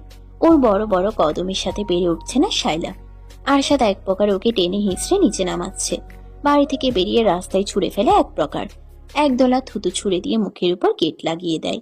উল্টো ঘুরে সোজা নিজের রুমে চলে আসে। দরজা লাগিয়ে স্থির হয়ে দাঁড়ায়। বুকের ভিতর যন্ত্রণায় ফেটে যাচ্ছে, শ্বাস বন্ধ হয়ে আসছে। কাকে এত ভালোবাসলো এতকাল? কাকে নিয়ে রোজ স্বপ্ন দেখত? কাকে ভালো রাখার জন্য দিনরাত পরিশ্রম করত? কার জন্য এত কিছু করেছে? একজন বিশ্বাসঘাতক, স্বার্থপর, লোভী, নষ্ট মহিলার জন্য এত কিছু করলো এতকাল। একসাথে থেকেও কেন এতকাল কিছু বুঝতে পারলো না? ভালোবাসায় এতটাই অন্ধ হয়ে গিয়েছিল যে শায়লাকে নিয়ে অমন কিছু ভাবার দুঃসাহস করতো না আরশাদ। প্রাণপ্রিয় স্ত্রী, হ্যাঁ, কি করেনি এই মেয়ের জন্য? যখন যা চেয়েছে সব দিয়েছে, যেভাবেই হোক। যখন যা করতে চেয়েছে তাই করতে দিয়েছে, সব রকম ফ্রিডম দিয়েছিল। আর এই মহিলা কি করলো? গত 4টা বছর ধরে ওকে নিখুঁতভাবে ঠকিয়ে গেল। কি নিখুঁত তার অভিনয়! ওই মায়াবী চেহারায় এত নিখুঁত অভিনয় কিভাবে লুকিয়ে রাখতো? আসলেই কি ওই চেহারা মায়াবী ছিল? কই, ওই চেহারা তো ওর কাছে দুপুর থেকে একটুও মায়াবী লাগেনি, বরং লেগেছে ভয়ঙ্কর রকমের হিংস্র। বেশি ভালোবাসতো যে, তাই মায়াবী লাগতো আগে। এই শায়লাকে ভালোবাসেনি আরশাদ, ও ভালোবেসেছিল সেই শায়লাকে, যে কিনা ওর হাত ধরে ওর চোখে চোখ রেখে বলেছিল, আমি সারা জীবন তোমার সাথেই থাকবো, কোনোদিনও তোমার হাত ছাড়বো না। তুমি আমার জীবনের প্রথম এবং শেষ পুরুষ। হাঁটু মুড়ে বসে পড়ে আরশাদ। বুকের বাম পাশে শক্ত করে চেপে ধরে জড়ানো গলায় বলে, কেন আমাকে এভাবে ঠকালে? আমি তোমার এই রূপ কিছুতেই মানতে পারছি না। তুমি বলেছিলে আমি তোমার জীবনের প্রথম পুরুষ, অথচ আমি দ্বিতীয় জন ছিলাম। এত নিখুঁত অভিনয় তুমি কিভাবে করলে এতগুলো দিন ধরে? তুমি লাস্ট মেসেজে কি লিখেছিলে? আমাকে তোমার এখন সহ্য হয় না, আমাকে দেখলে তোমার খুন করতে ইচ্ছে করে। নরম গলায় কথাগুলো বলতে বলতে হঠাৎই গর্জন করে উঠে আবার বিশ্রী ভাষায় গালাগালি করতে শুরু করে শায়লাকে উদ্দেশ্য করে। বসা থেকে উঠে শায়লার যা যা হাতের কাছে পায় সবকিছু ছুঁড়ে ফেলতে শুরু করে। রুমের বাইরে দাঁড়িয়ে সবাই রুমের ভেতরে চলা তাণ্ডব স্পষ্ট অনুভব করতে পারছে। আরশাদ রুমের ভেতরে পাগলের মতো চিৎকার শুরু করেছে রীতিমতো। পুরো বাড়ি কেঁপে উঠছে যেন ওর চিৎকারে আর তাণ্ডবে। 1 সপ্তাহ পর আরশাদ আর শায়লার অফিসিয়ালি ডিভোর্স হয়। এই 1 সপ্তাহ পাগলের মতো কেটেছে আরশাদের। না ঠিক মতো খেয়েছে, না নিজের রুমে প্রবেশ করেছে, আর না অন্য কিছু করেছে। সারাদিন পাগলের মতো এদিক সেদিক ঘুরে বেরিয়েছে শুধু। বাড়িতে ফিরলেও নিজের রুমে প্রবেশ করেনি, গেস্ট রুমে থেকেছে। যা কিছুর প্রয়োজন হয়েছে ছোট ভাই বোন নয়তো মাকে দিয়ে আনিয়ে নিয়েছে। ওই রুমে প্রবেশ করলে আরো পাগলের মতো হয়ে গেছে। শায়লার সাথে কাটানো স্মৃতিগুলো মাথা চাড়া দিয়ে উঠেছে। সবকিছু ধ্বংস করে দিতে ইচ্ছে করেছে তখন। অফিসিয়ালি ডিভোর্স হওয়ার পর আরশাদ ওই বাড়িতে আর ফিরে যায়নি। নিজের টাকায় করা বাড়িটাই চলে আসে একাই। কারোর সাথে থাকতেও ভালো লাগছিল না। ওই বাড়িতে গেলেও দম বন্ধ হয়ে আসতো। পরিবারের সবাইকে এই বাড়িতে আসতেও নিষেধ করে দিয়েছে। ওকে ডিস্টার্ব করতে কেউ যেন এই বাড়িতে না আসে। ওর যখন ইচ্ছে হবে তখন নিজেই যাবে বাড়িতে। অবশ্য অফিসে গেলে রোজ দেখা হয় বাপ ভাইয়ের সাথে। ডিভোর্সের 15 দিন পর বেশ রাত করে অফিস থেকে ফিরছিল আরশাদ। ওর মনে শান্তি লাগছিল না। মাঝ রাস্তায় গাড়ি থামিয়ে নেমে দাঁড়ায় গাড়ি থেকে। পূর্ণিমার চাঁদের আলোয় রাস্তা পুরোপুরি পরিষ্কার, রাস্তা পুরোপুরি ফাঁকা, আশেপাশে একটা কুকুরও নেই। ওর ইচ্ছে করছে মরে যেতে, এভাবে আর বেঁচে থাকতে ইচ্ছে করছে না। গাড়ি ফেলে রেখে এলোমেলো ভাবে গন্তব্যহীন হাঁটতে শুরু করে। পাগলের মতো অবস্থা, কোথায় যাচ্ছে নিজেও জানে না। কিছু দূর হেঁটেই আরশাদের পা দুটো থেমে যায়। কানে ভেসে আসে নবজাতক শিশুর কান্না। আশেপাশে নজর বুলায়। এত রাতে এই ফাঁকা রাস্তায় বাচ্চা কাঁদছে কোথায়? কান্না অনুসরণ করে আগায়, এসে দাঁড়ায় ডাস্টবিনের পাশে। পকেট থেকে ফোন বের করে টর্চ অন করে। রক্ত মাখা কাপড়ে আচ্ছাদিত করা একটা বাচ্চা গলা ছেড়ে হেঁটে চলেছে। আরশাদ স্থির হয়ে দাঁড়িয়ে থাকে কিছু সময়, তারপর ঝুঁকে পড়ে বাচ্চাটার দিকে। হাত বাড়িয়ে গায়ের উপর থেকে কাপড় সরিয়ে দেয়। কয়েক ঘন্টা আগেই বোধহয় জন্ম হয়েছে। সোজা হয়ে দাঁড়িয়ে আশেপাশে নজর বুলায়। নিজের গায়ের শার্ট খুলে ফেলে, বাচ্চাটাকে তুলে শার্ট দিয়ে পেঁচিয়ে নেয়। রক্ত মাখে নোংরা কাপড় আর ধরে না। উল্টো ঘুরে আবার হাঁটা শুরু করে গাড়ির দিকে। শহর থেকে কিছুটা দূরে হওয়ায় রাস্তাঘাট একদম ফাঁকা। মানুষজনের একটা টু শব্দ অব্দি নেই। আশ্চর্যের ব্যাপার হচ্ছে আরশাদ বাচ্চাটাকে কোলে তুলে নেওয়ার পরেই কান্না বন্ধ হয়ে গেছে। এক হাতে ড্রাইভিং করে বাড়িতে পৌঁছায় আরশাদ। ওর বাড়িতে এক মধ্যবয়স্ক দম্পতি থাকে বাড়ির কাজকর্ম আর রান্না বান্না করার জন্য। মহিলা আরশাদের কোলে ছোট বাচ্চা, তাও আবার এমন অবস্থায় দেখে অবাক হয়ে তাকিয়ে থাকে। আরশাদ নিজেই বাচ্চাটাকে মহিলার কোলে তুলে দিয়ে বলে পরিষ্কার করে খাওয়াতে। বাচ্চাটাকে পরিষ্কার করার পর নরম কাপড়ে আচ্ছাদিত করে গরুর দুধ গরম করে খাওয়ায়। খাওয়ার পর ঘুমিয়ে যায়। ছোট্ট দেহখানায় বেশ কয়েকটা আঘাতের চিহ্ন পাওয়া যায়। বেশ অযত্নে অবহেলায় রাস্তার পাশে ডাস্টবিনে ফেলে রেখে গিয়েছিল কোনো এক হৃদয়হীন মানুষ। আরশাদ ফ্রেশ হয়ে এসে চুপচাপ খাবার খায়। তারপর বাচ্চাটাকে কোলে নিয়ে সোফায় বসে থাকে। বাচ্চাটার নাম দেয় আব্রাহাম চৌধুরী। আরশাদ চৌধুরীর ছেলে আব্রাহাম চৌধুরী। একটা সন্তানের বড় লোভ ছিল আরশাদের। অনাকাঙ্ক্ষিত ভাবে ওর একটা সন্তান হয়ে গেছে। একবার যখন পেয়েছে এই বাচ্চাকে আর কাজ ছাড়া করবে না কোনোদিন। 2 দিন পার হওয়ার পর আরশাদ বুঝতে পারে ওর ছেলের একজন মা লাগবে, ওরও বউ দরকার। এভাবে আর কতদিন? একজন প্রতারকের কারণে কেন নিজে সাফার করবে? তারপর খোঁজ চালায় একজন মায়ের। আরশাদ যেমন মেয়ে খুঁজছিল ঠিক তেমন মেয়ের খোঁজ পেয়ে যায় 2 দিনের মধ্যে। সময় নেয় না আরশাদ। পরের দিনে অনিকের বাবা মায়ের সকল ডিমান্ড পূরণ করে নুরাকে নিজেদের কাছে নিয়ে আসে একেবারে জন্য। নুরা চাইলেও কোনোদিন ওকে আর ওর ছেলেকে ছেড়ে যেতে পারবে না। নুরার পুরো দুনিয়া ঘিরে থাকবে আরশাদ আর আব্রাহাম। নুরাকে কোনো রকম স্বাধীনতা দেবে না আরশাদ। ও যা চাইবে বলবে তাই করতে বাধ্য নুরা। নুরাকে এই রুমের বাইরেও যেতে দেবে না কোনোদিন। নুরা আরশাদের প্রিয়জন নয়, শুধুমাত্র প্রয়োজন। আর সবসময় প্রয়োজন হয়েই থাকবে। প্রিয়জন বানিয়ে আর কষ্ট পাবে না আরশাদ। এখন আর ওর মন কোনো নারীকে ভালোবাসতে চায় না। আরশাদ নিজেও আর কাউকে ভালোবাসতে চায় না।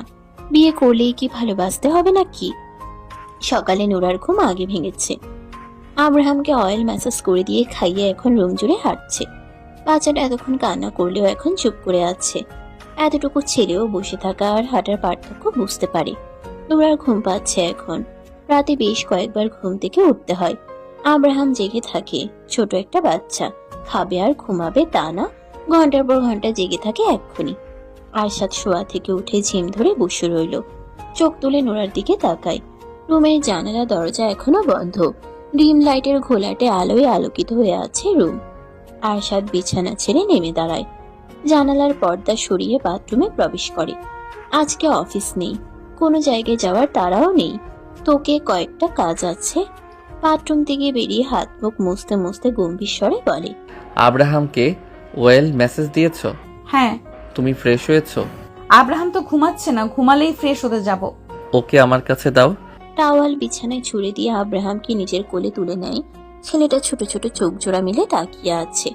ডান হাতটা মুখের উপর দিয়ে খাওয়ার চেষ্টা করছে। বেশ কয়েকদিন পেরিয়ে গেছে। আরশাদের মধ্যে কোনো পরিবর্তন আসেনি। নুরা ওকে দেখলেই ভয়ে সিটিয়ে যায়। আরশাদের গম্ভীর চোখ মুখ দেখলেই মনে ভয় ঢুকে যায়। গম্ভীর গলার স্বর শুনলে গলা শুকিয়ে যায়। এখন দুপুরের সময়।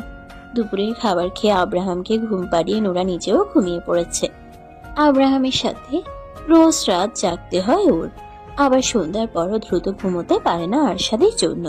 রুমের দরজা ঠেলে ভেতরে প্রবেশ করে আরশাদ। চোখ দুটো লাল হয়ে আছে। বিছানার দিকে একবার তাকিয়ে গায়ের শার্ট খুলে বিছানায় শুয়ে পড়ে নোরার পাশে। আরশাদ শুতেই নোরার ঘুম ভেঙে যায়। ভয় পেয়ে তড়িঘড়ি করে পেছনে তাকায়। আরশাদকে দেখে একটু শান্ত হয়। ভয় পেয়ে গিয়েছিল, ভেবেছিল কে না কে এসেছে। আরশাদ তো বিকেলে ফিরবে জানিয়েছিল। এই মেয়ে, নোরা আরশাদের দিকে ফিরে বলে, বলুন। আমার মাথা ব্যথা করছে। মাথা ব্যথা কমানোর ব্যবস্থা করো দ্রুত। ওষুধ নেই? না, মাথা ব্যথার বাম? কিচ্ছু নেই। কিভাবে ব্যথা কমাবে কমাও, সহ্য হচ্ছে না কিন্তু এখন। নোরা শোয়া থেকে উঠে বসে। এলোমেলো চুলগুলো হাত খোপা করে বিছানা থেকে নেমে দাঁড়ায়। ড্রেসিং টেবিলের উপর রাখা নিজের তেলের বোতলটা নিয়ে আসে। আরশাদ এনে দিয়েছিল সবকিছু। বাথরুম থেকে পানি এনে আগে পানি দিয়ে দেয় চুলে, তারপর তেল দিয়ে ম্যাসাজ করতে শুরু করে। আরাম লাগে আরশাদের। সকাল থেকে প্রচন্ড মাথা ব্যথা করছিল। শেষে সহ্য করতে না পেরে অফিস থেকে বাড়িতে ফিরে এসেছে। অসুস্থ হলে হসপিটালে যেতে হবে সেটাই যেন ভুলে গেছে। ফট করে চোখ মেলে তাকায় আরশাদ। এভাবে তাকাতে দেখে ভয় পেয়ে চমকে ওঠে নোরা। আরশাদ ছেলের দিকে একটু সরে এসে বলে, এখানে উঠে বসো। নোরা বিছানায় উঠে বসে। আরশাদ নোরার বুকে মাথা রেখে চোখ বন্ধ করে নেয়। এখন মেসেজ করতে থাকো।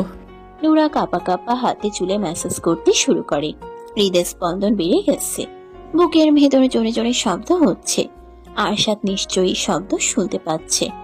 আরশাদ নোরার কোমর জড়িয়ে ধরে রেখে বলে, আমি যদি মরে যাই তাহলে আমার ছেলেকে দেখে রাখবে। ওকে একা ছাড়বে না তুমি। হাতে শক্তি নেই নাকি?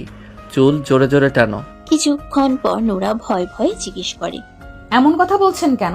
কি হয়েছে আপনার? জানি না কি হয়েছে, চুপচাপ মেসেজ করতে থাকো। এসি টেম্পারেচার কমিয়ে দাও আরো। নোরা আর কোনো প্রশ্ন করে না। এসি রিমোট হাতে নিয়ে টেম্পারেচার কমিয়ে দেয়। আরশাদ নিস্তেজ হয়ে যায় নোরার বুকে। অনেক আরাম লাগছে এখন, ঘুমও পাচ্ছে। নোরা ঘাড় ঘুরিয়ে আব্রাহামের দিকে তাকায়। বাচ্চাটা গভীর ঘুমে বিভোর হয়ে রয়েছে এখন। রাতে জেগে থাকবে। বাচ্চাটার প্রতি ভীষণ মায়া জন্মে গেছে নোরার। ওর এখন মনে হয় বাচ্চাটাও নিজেরই। ও নিজেই জন্ম দিয়েছে আব্রাহামকে। ওর মেয়েটা যদি বেঁচে থাকতো তাহলে এখন আব্রাহামের চেয়ে বয়সে বড় হতো। যা হোক, শূন্যস্থান অপূর্ণ থাকে না। নোরা স্বামী সন্তানকে হারিয়ে দুজনকেই পেয়েছে। আবার আশাদ স্ত্রীকে হারিয়েছে, তার বিনিময়ে স্ত্রী সন্তান দুজনকে পেয়েছে। আব্রাহাম বাবা মাকে হারিয়েছিল, এখন দুজনকেই পেয়েছে। ভাগ্যের পরিবর্তনে অপরিচিত তিনজন এখন এক পরিবার। এদের ভাগ্য এখন একে অপরের সঙ্গে যুক্ত। একজন স্বামী, একজন স্ত্রী, একজন সন্তান, একজন বাবা আর একজন মা। এরা একে অপরের পরিপূরক। প্রায় ঘন্টা পেরিয়ে গেছে। আরশাদ এখনো নোরার বুকে মুখ গুজে শুয়ে আছে উপর হয়ে। নোরা যত্ন নিয়ে চুলে হাত বুলিয়ে দিচ্ছে। আরশাদের ভারী শ্বাস ফেলার শব্দ পাওয়া যাচ্ছে। আরশাদ ঘুমিয়ে গেছে নোরা বুঝতে পারছে। আরশাদের শরীর গরম ছিল, এখন ঠান্ডা হয়ে গেছে।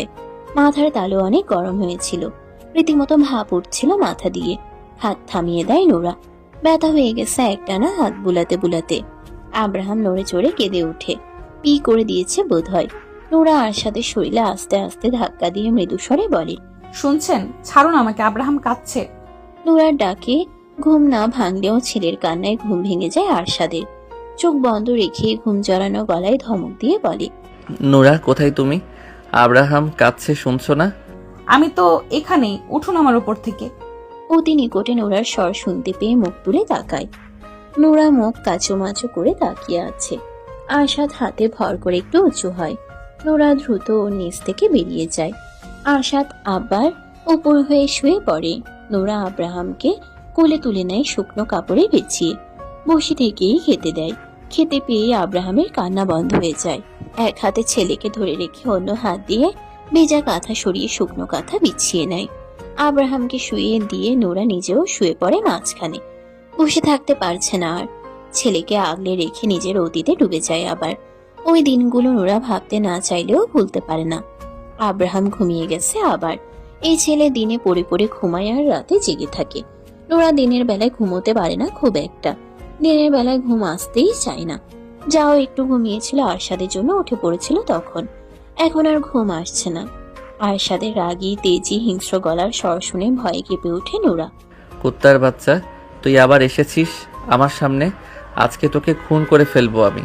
তোকে আজকে কেউ বাঁচাতে পারবে না আমার হাত থেকে। কথাগুলো বলেই খপ করে নুরার চুলের মুঠি শক্ত করে ধরে। ব্যথা পেয়ে নুরার দু চোখ বেয়ে পানি গড়িয়ে পড়তে শুরু করে। উল্টো ফিরে শুয়ে থাকায় আরশাদের চেহারা দেখতে পাচ্ছে না। নিজের হাতে আরশাদের হাত সরিয়ে দেওয়ার চেষ্টা করে বলে, কি করছেন? ব্যথা পাচ্ছি আমি, চুল ছাড়ুন। আরশাদ চুল ছাড়ছে না। হাতের মুঠো আরো টাইট হয়ে গেছে। মিষ্টি ভাষায় গালি দিচ্ছে সমানে। নুরা আরো কয়েকবার ডাকে, আরশাদ ওর ডাকে সারা শব্দ করে না। নিজের মতো গালাগালি করছে আর চুলের মুঠি ধরে টানাটানি করছে। কি করেছি আমি? ব্যথা পাচ্ছি তো, ছাড়ুন না। আরশাদের ঘুম ভেঙে যায়। এখনো উপর হয়েই শুয়ে আছে। ঘাড় ঘুরিয়ে তাকায় নিজের পাশে। নিজের হাতের মুঠোয় নুরার চুল দেখে দ্রুত ছেড়ে দিয়ে শোয়া থেকে উঠে বসে তড়িৎ গতিতে। নুরা মাথার পেছন সাইড হাত দিয়ে ধরে ফুপিয়ে ফুপিয়ে কাঁদছে। ব্যথায় মনে হচ্ছে মাথার পেছন সাইডের চামড়া সহ চুল তুলে ফেলেছে টেনে। আরশাদ দুই হাতে নিজের মাথার চুল খামচে ধরে। স্বপ্নের মধ্যে শায়লার চুলের মুঠি ধরেছিল আর এতক্ষণ ওকেই গালি দিচ্ছিল নিজেকে কন্ট্রোল করতে না পেরে। কিন্তু বাস্তবে যে নুরার চুলের মুঠি চেপে ধরেছে তা তো ওর কল্পনায়ও ছিল না। এক শয়তানকে মারতে গিয়ে শুধু শুধু মেয়েটাকে কষ্ট দিল। নুরার দিকে এগিয়ে নুরাকে টেনে নিজের দিকে ফেরায়। নুরার ফর্সা চেহারা লাল হয়ে গেছে। চোখ দুটো বেয়ে ঝরঝর করে পানি গড়িয়ে পড়ছে। আরশাদের নিজের উপরে নিজেরই রাগ হচ্ছে এখন। নুরার চোখের পানি মুছিয়ে দিতে দিতে অপরাধীর ন্যায় গম্ভীর স্বরে বলে, আমি ইচ্ছে করে তোমাকে ব্যথা দেইনি। ঘুমের মধ্যে স্বপ্ন দেখে এমন করে ফেলেছি। প্রথমেই ডাকুনি কেন আমাকে? নুরা কাঁদতে কাঁদতে বলে, ডেকেছিলাম, আপনি শোনেননি। অনেক ব্যথা করছে। হ্যাঁ। আরশাদ নিজের হাতের দিকে তাকায়। ওর যেই হাত আর একটু হলেই মেয়েটার শরীর থেকে মাথা আলাদা করে দিত বোধ হয়, চুল ধরে টানাটানি করতে করতে। নোরার পাশে শুয়ে পড়ে আবার। হঠাৎ ঘুম থেকে জেগে লাফিয়ে উঠে বসার কারণে মাথার মধ্যে আবার যেন কেমন করছে। বাম হাত দিয়ে নোরার মাথার পেছনে হাত বুলিয়ে বলে, আমি আসলে বুঝতে পারিনি তোমার চুলগুলো ধরেছি। এখন মনের মধ্যে আরেকটা ভয় ঢুকে গেল। আজকে দিনে দুপুরে ঘুমের ঘোরে যেভাবে চুল ধরেছিল, কবে যেন ঘুমের ঘোরে গলা চেপে ধরে মেরে ফেলে। ঘুমের ঘোরে আব্রাহামকে যদি কিছু করে, নানান ভয় মাথায় কিলবিল করতে শুরু করে। নানান বিষয়ে চিন্তা করতে করতে কান্না বন্ধ হয়ে গেছে আপনা আপনি। এখনো ব্যথা করছে? নুরা চোখের পানি মুছে বলে, না, ঠিক আছে। আরশাদ নুরাকে টেনে এনে বুকে চেপে ধরে বলে, এরপর থেকে এমন কিছু হলে দ্রুত আমাকে জাগিয়ে দেবে। আচ্ছা। ছোট মেয়েটা আরশাদের বুকের সাথে মিশে গেছে একদম। আরশাদ যখন নুরাকে জড়িয়ে ধরে তখন পিছন থেকে কেউ দেখলে বুঝতেই পারবে না আরশাদের সামনে কোনো মানুষ আছে। আব্রাহাম আবার কেঁদে উঠে। আরশাদ নুরাকে ছেড়ে দিয়ে বলে, ওকে মাঝখানে আনো। নোরা উঠে বসে আব্রাহামকে আরশাদের কাছে শুয়ে দিয়ে নিজেও শোয়। খেতে দিতেই কান্না বন্ধ হয়ে যায় আব্রাহামের। আরশাদ ছেলের ছোট্ট হাতটা মুঠো করে ধরে চুমু খায়। বালিশ ছেড়ে নিচের দিকে নেমে ছেলের মাথায় চুমু খায়। মুখ তুলে নোরার মুখের দিকে তাকাতেই নোরা চোখ সরিয়ে নেয়। অল্প খেয়েই ছেড়ে দেয় আব্রাহাম। এখন বেশি খিদে লাগেনি। আরশাদ ছেলেকে নিজের দিকে ফেরায়। বুকে আগলে ধরে কথা বলতে শুরু করে ছোট্ট ছেলের সাথে। ছেলেটা ছোট ছোট চোখ জোড়া মেলে বাবার মুখের দিকে তাকিয়ে আছে। নোরা শোয়া থেকে উঠে বিছানা ছেড়ে নেমে দাঁড়ায়। হাত মুখ ধোয়ার জন্য বাথরুমে প্রবেশ করে। মাথার পেছনে এখনো ব্যথা করছে। কি শক্ত করেই না চেপে ধরেছিল চুলের মুঠি। কাকে স্বপ্নে দেখে ওর চুলগুলো এভাবে ধরলো, কাকে ওই ভাষায় গালি দিল। ভাবনাগুলো মাথায় ঘুরপাক খেলেও আরশাদকে প্রশ্ন করার দুঃসাহস দেখায়নি নোরা। হন্তদন্ত হয়ে বেডরুমে প্রবেশ করে এরশাদ। নোরা মাত্রই বাথরুম থেকে বেরিয়েছে। এরশাদকে দেখতেই পা দুটো থেমে গেছে। কে এই যুবক? এই রুমে এভাবে কেন প্রবেশ করলো? ঘাড় ঘুরিয়ে বিছানায় শুয়ে থাকা আরশাদের দিকে তাকিয়ে দেখে আরশাদ যুবকটার দিকেই তাকিয়ে আছে। নোরা হেঁটে এসে আরশাদের পাশে দাঁড়ায়, মাথা নিচু করে। আরশাদ ছেলেকে ছেড়ে শোয়া থেকে উঠে বসে। ছোট ভাইয়ের দিকে তাকিয়ে গম্ভীর স্বরে বলে, তুই এখানে কেন? এরশাদ বোধহয় ভাইয়ের কথা শুনতে পায়নি। অবাক হয়ে তাকিয়ে দেখছে বিছানায় শুয়ে থাকা বাচ্চাটাকে আর ভাইয়ের পাশে দাঁড়িয়ে থাকা মেয়েটাকে। কারা এরা? এই বাড়িতে আর এই রুমে কি করছে? আরশাদের উদাম গা, অফিসের ফর্মাল প্যান্ট পরনে রয়েছে এখনো। অফিসে আরশাদকে না দেখে খোঁজ করলে জানতে পারে আরশাদ মাথা ব্যথার কারণে অফিস থেকে বেরিয়ে এসেছে। অনেকবার কল করলেও রিসিভ হয় না। পরে আরশাদের বাড়ির দারোয়ানকে কল করে জানতে পারে আরশাদ বাড়িতে ফিরে এসেছে। অফিসে একটু কাজ ছিল, সে কাজ শেষ করে ভাইকে দেখতে এসেছে। এখন কি অবস্থা? যদি মাথা ব্যথা ঠিক না হয় তাহলে হসপিটালে নিয়ে যাবে, কিন্তু এখানে এসে তো ভীষণ রকমের অবাক হয়ে গেছে। আরশাদ গলার স্বর বাড়িয়ে ডেকে ওঠে। এরশাদ, এরশাদ স্বাভাবিক হয়, নুরার দিকে তাকিয়ে ভাইয়ের কাছে এগিয়ে এসে দাঁড়ায়। ভাইয়ের দিকে তাকিয়ে বলে, তোমার মাথা ব্যথা এখন ঠিক হয়েছে? হ্যাঁ, তুই এখানে এসেছিস কেন? কল করেছিলাম অনেকবার, রিসিভ করনি, তাই দেখতে আসলাম। ভয় পেয়ে গেছিলাম যদি সিরিয়াস কিছু হয়। ফোন গাড়িতেই রয়ে গেছে, এখন ঠিক আছি আমি। এরশাদ নুরার দিকে আঙ্গুল তুলে বলে। ওকে ভাইয়া। আরশাদ নুরার দিকে তাকিয়ে আবার ভাইয়ের মুখের দিকে তাকায়, গম্ভীর স্বরে বলে, ও নুরা তোর ভাবি। এরশাদ যেন আকাশ থেকে পড়লো এমন অবস্থা হয়েছে ওর। বিস্ময়ে চোখ দুটো বড় বড় হয়ে গেছে। বিস্ময় নিয়েই বলে, তুমি বিয়ে করেছো? হ্যাঁ নুরা, ও আমার ছোট ভাই এরশাদ চৌধুরী। নুরা এরশাদের মুখের দিকে তাকায় একবার। দুই ভাইয়ের চেহারায় মিল আছে কিছুটা। আরশাদের পরিবারের মানুষ আছে তাহলে। নুরা নিচের দিকে তাকিয়ে সালাম দেয়। আসসালামু আলাইকুম ভাইয়া। ওয়ালাইকুম আসসালাম। এরশাদ বিছানায় শুয়ে থাকা আব্রাহামের দিকে তাকিয়ে বলে। ভাইয়া ও। বাকি কথা বলার আগে আরশাদ ওকে থামিয়ে দেয়। আব্রাহামকে কোলে তুলে নিয়ে বিছানা ছেড়ে নেমে দাঁড়ায়। দরজার দিকে এগিয়ে যেতে যেতে বলে, এরশাদ নিচে আয়। এরশাদ নুরার দিকে আরো একবার তাকিয়ে দরজার দিকে এগিয়ে যায়। নুরার বয়স যে অনেক কম সেটা এরশাদ বুঝতে পারছে। ওর ভাই বিয়ে করেছে, বিশ্বাসই হচ্ছে না ওর। তা আবার এত ছোট একটা মেয়েকে বিয়ে করেছে। বাচ্চাটা কার? এত ছোট একটা মেয়ের বাচ্চা হয়েছে? এই মেয়ে তো একটা বাচ্চা। এই বাচ্চা আর এই মেয়েকে কোথায় পেয়েছে ওর ভাই? আর বিয়ে করলো কবে? ওদের কাউকে তো একটাবার বললোও না। ড্রয়িং রুমে এসে সোফায় বসে আরশাদ, ওর পাশে বসে এরশাদ। কবে বিয়ে করেছো ভাইয়া? 1 সপ্তাহ হয়েছে। বিয়ে করেছো অথচ আমাদের কাউকে একটাবার বললেও না। 1 সপ্তাহ হয়ে গেছে আর আজকে জানতে পারলাম। আরশাদ চুপ করে থাকে। এরশাদ পুনরায় বলে, এই বাচ্চার বাবা কে? আমি আমি বলতে চাচ্ছি ওর আসল বাবা কে? জানি না। কোথায় পেয়েছো ওদের? আব্রাহামকে ডাস্টবিনে পেয়েছিলাম। এমন কথা শোনার জন্য মোটেও প্রস্তুত ছিল না এরশাদ। ডাস্টবিনে পেয়েছে মানে কি? তাহলে নুরাকে কোথায় পেয়েছে? অবাক হয়ে বলে, ভাবিকে কোথায় পেয়েছো? নুরাকে কিনে এনেছি। মানে? নুরাকে সারা জীবনের জন্য কিনে এনেছি।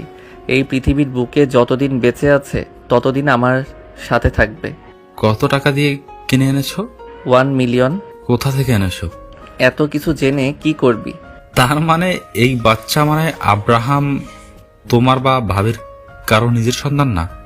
আরশাদ রাগী চোখে ভাইয়ের দিকে তাকিয়ে ছেলের মুখের দিকে তাকায়।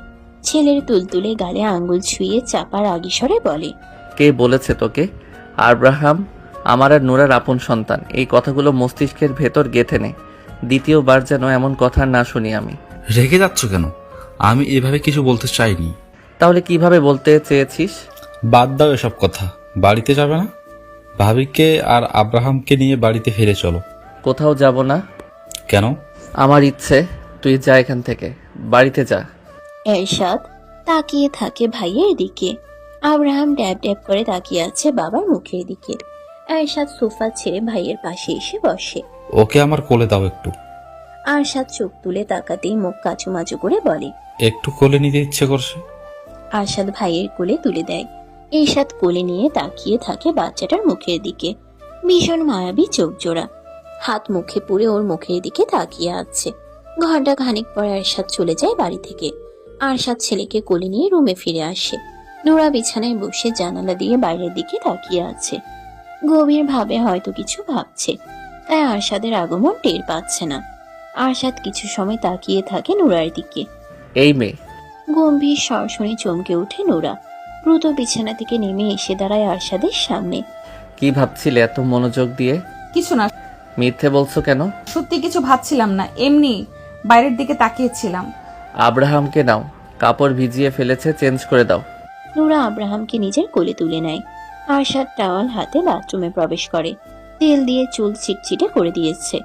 আব্রাহামকে নিয়ে বিছানায় বসে আবার ভেজা কাপড় চেঞ্জ করিয়ে শুকনো কাপড় দিয়ে ঢেকে নেয়। সন্ধ্যা পেরিয়ে গেছে। কিছুক্ষণ আগেই মাগরিবের নামাজ শেষ হয়েছে। আরশাদ ছেলের উপর ঝুঁকে পড়ে কথা বলছে। বিছানার অন্য পাশে নুরা বসে আছে চুপচাপ। বিয়ের এতদিনে আজকে প্রথম আরশাদকে এত কথা বলতে দেখছে। ও তো ভেবেছিল আরশাদ বেশি কথা বলে না, সবসময় গম্ভীর আর চুপচাপ হয়ে থাকে, শুধু প্রয়োজনে কথা বলে। আরশাদ মুখ তুলে ওর দিকে তাকাতেই নুরা দৃষ্টি সরিয়ে নেয়। দরজায় নক হয়। নুরা আর আরশাদ দুজনেই দরজার দিকে তাকায়। আরশাদ গম্ভীর স্বরে বলে, কে? পরপর কয়েকজনের প্রবেশ ঘটে রুমের ভিতর। সকলের দিক থেকে চোখ সরিয়ে আরশাদের দিকে তাকায় নুরা। আরশাদ নিজেও ওর দিকে তাকিয়ে আবার নিজের পরিবারের দিকে তাকায়। আরশাদের বাবা মা, ভাই বোন, কাকা কাকি আর কাকাতো ভাই এসেছে। আরশাদ স্থির হয়ে বসে থাকে আগের মতোই। নুরা জড়সড় হয়ে যায়। এরা কারা? আরশাদের বাড়ির লোক নাকি? আরশাদের ভাইও তো আছে। আরশাদের বাবা এগিয়ে এসে দাঁড়ান আরশাদের সামনে, গম্ভীর স্বরে বলেন, এই বাচ্চা কার? আমাদের। তোমার আর কার? আমার আর আমার ওয়াইফের। তোমার ওয়াইফ কে? আরশাদ নুরার দিকে তাকায়। ওই যে বসে আছে মিসেস আরশাদ চৌধুরী। কে এই মেয়ে? আমার ওয়াইফ, আমার বাচ্চার মা। সেটা তো বুঝতে পারছি, কিন্তু কে ওই মেয়ে? বংশ পরিচয় কি? আরশাদ রেগে থাকায় ছোট ভাইয়ের দিকে। ঈশাদ দুদিকে মাথা নাড়ায়। আরশাদের বাবা রেগে গিয়ে গলার স্বর বাড়িয়ে বলেন, তোমার জন্য মেয়ের অভাব ছিল? দুনিয়ার মেয়ের অভাব হয়েছে যে আজে বাজে মেয়েকে কিনে এনে বিয়ে করতে হবে? আরশাদ নিজেও রেগে চিৎকার করে উঠে। That's enough now, shut up আব্বু। আরশাদের হঠাৎ চিৎকারে ভয় পেয়ে কেঁদে ওঠে আব্রাহাম। নুরা সহ রুমের সবাই কেঁপে উঠেছে ভয় পেয়ে। আরশাদ নুরার দিকে তাকিয়ে ধমকে সুরে বলে, তাকিয়ে তাকিয়ে কি দেখছো? ওকে কোলে নিয়ে শান্ত করো। নুরা দ্রুত এগিয়ে এসে আব্রাহামকে কোলে তুলে নিয়ে আরশাদের পাশেই বসে থাকে। আরশাদের বাবা আবার মুখ খুলতে নিলে এরশাদ থামিয়ে দিয়ে বলে, আব্বু এমন করছো কেন? কি বলে এসেছিলে আর এখন কি করছো? চলো এখান থেকে। ছাড়ো আমার হাত। ও কি পেয়েছে? নাম পরিচয়হীন একটা বাচ্চা এনে বলছে ওর বাচ্চা। কোথা থেকে কোন মেয়েকে কিনে এনে বিয়ে করে নিয়েছে? আরশাদ বসা থেকে উঠে দাঁড়ায়। খ্যাপাটে দৃষ্টিতে তাকিয়ে গর্জন করে বলে, আমার পার্সোনাল লাইফ নিয়ে তোমাকে ভাবতে হবে না। অনেক উপকার করেছো তোমরা আমার। উচ্চ নামডাকওয়ালা বংশ থেকে তো বউ এনে দিয়েছিলে। সে কি করেছে ভুলে গেছো? ভালো বংশের মেয়ে লাগবে না আমার। আমাকে আমার মতো করে থাকতে দাও, বাঁচতে দাও। নোরা আজে বাজে মেয়ে না। ওর চরিত্র নিয়ে একটাও বাজে কথা বলবে না। ওকে আমি এই কারণে কিনে এনেছি যেন এই জন্মে আমাকে ছাড়তে না পারে। ও পচে গলে মরলেও আমার কাছেই মরবে। আর যদি আব্রাহামের কথা বলো তাহলে কান খুলে শুনে রাখো। আব্রাহাম এখন আমার ছেলে। ওর সবচেয়ে বড় পরিচয় ও আরশাদ চৌধুরীর ছেলে। আমাদের বিরক্ত না করলেই আমি খুশি হব। তোমরা এখন আসতে পারো। তোমার বাড়ি বলে বাড়ি থেকে বের করে দিচ্ছ? যা ভাবো। আমার মাথা খারাপ করবে না। এমনিতেই মানসিক অবস্থা ঠিক নেই। উল্টাপাল্টা কি করে ফেলবো রাগের মাথায় আমি নিজেও জানি না। সবাই যাও এখান থেকে। আমি তোমাদের কারো কোনো সমস্যা করার জন্য বা বিরক্ত করার জন্য যাইনি। তোমাকে বড় করেছে কে? এত দূর এনেছে কে? বড় করার জন্য আর এত দূর আনার জন্য দাম চাইছো?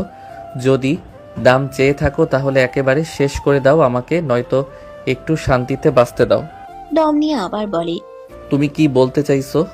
তোমার টাকায় খেয়ে পড়ে বড় হয়েছি, লেখাপড়া করেছি, আর এই বাড়ি গাড়ি করেছি। এই বাড়ি গাড়ি সব দিয়ে দিলাম। তোমাদের কিচ্ছু লাগবে না।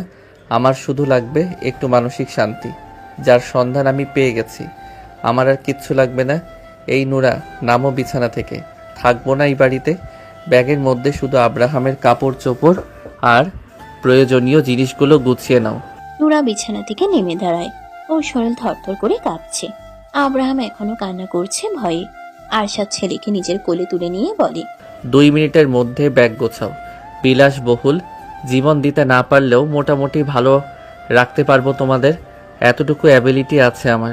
আরশাদের মা বলেন, কি বলছো আরশাদ? কোথায় যাবে তুমি? এই বিষাক্ত শহর, মানুষ আর পরিবেশ ছেড়ে অনেক দূরে। এই শহরের মানুষ আর বাতাস বিষাক্ত হয়ে গেছে। আমাকে ভালো থাকতে দিচ্ছে না। আমার ভালো থাকা সহ্য হচ্ছে না। ইরশাদ বাবার দিকে তাকিয়ে রাগী স্বরে বলে, ভাইয়া যদি এই বাড়ি থেকে চলে যায় তাহলে আমিও চলে যাব, যেদিকে যেতে ইচ্ছে করে। আমি খুশি হয়ে তোমাদের জানালাম যে ভাইয়া অতীত ভুলে মুভ অন করেছে, বিয়ে করেছে, সংসার করছে। বউ আছে, বাচ্চা আছে, আর তুমি এসে এখানে আগুন ধরাচ্ছ। শায়লা তো তোমার পছন্দ করা মেয়েই ছিল। কি করেছে সেই মেয়ে? তুমি কি আরেক শায়লাকে বিয়ে করতে বলেছো ভাইয়াকে? সব মেয়ে কি এক হয়? শায়লা এমন ছিল বলে কি অন্য মেয়েও এমন হবে? অন্য মেয়েকেই তো বিয়ে করেছে। ভাবি কি দেখতে কুৎসিত? ভাইয়ার পছন্দ হয়েছে সেজন্য বিয়ে করেছে। সংসার ভাইয়া করবে, তাই পছন্দটা তারই হওয়া উচিত নয় কি?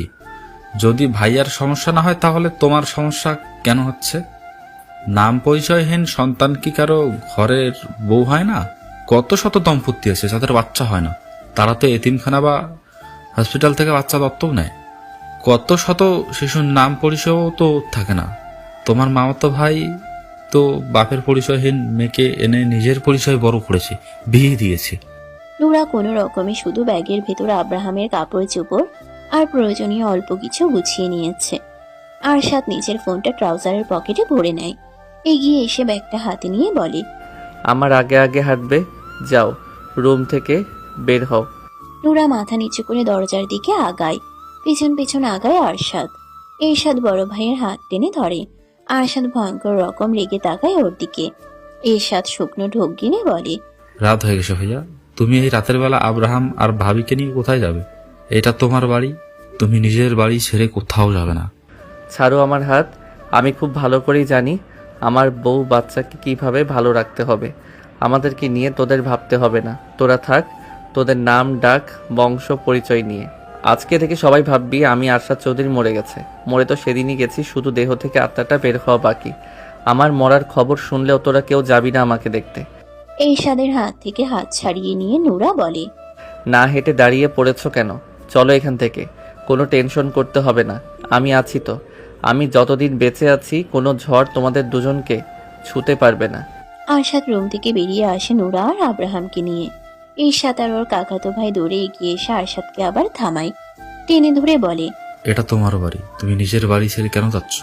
এই বাড়ি গাড়ি করার পেছনে তো তোদেরই অবদান ছিল। এসব নিয়ে থাক তোরা, ছাড় আমাকে।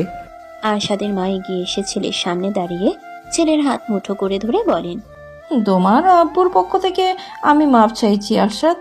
উনি ভুল করে ফেলেছে, মাফ করে দাও। তোমার বাড়ি ছেড়ে তুমি কেন যাবে? যাওয়ার হলে আমরা যাব।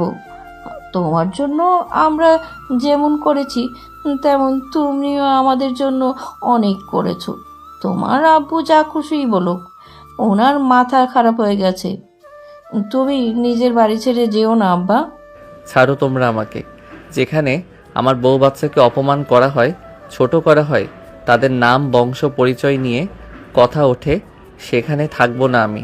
পেছন থেকে আরশাদের বাবা বলেন, টাকা দিয়ে কিনে আনলেই সেই মেয়ে সারা জীবন তোমার কাছে থাকবে নাকি?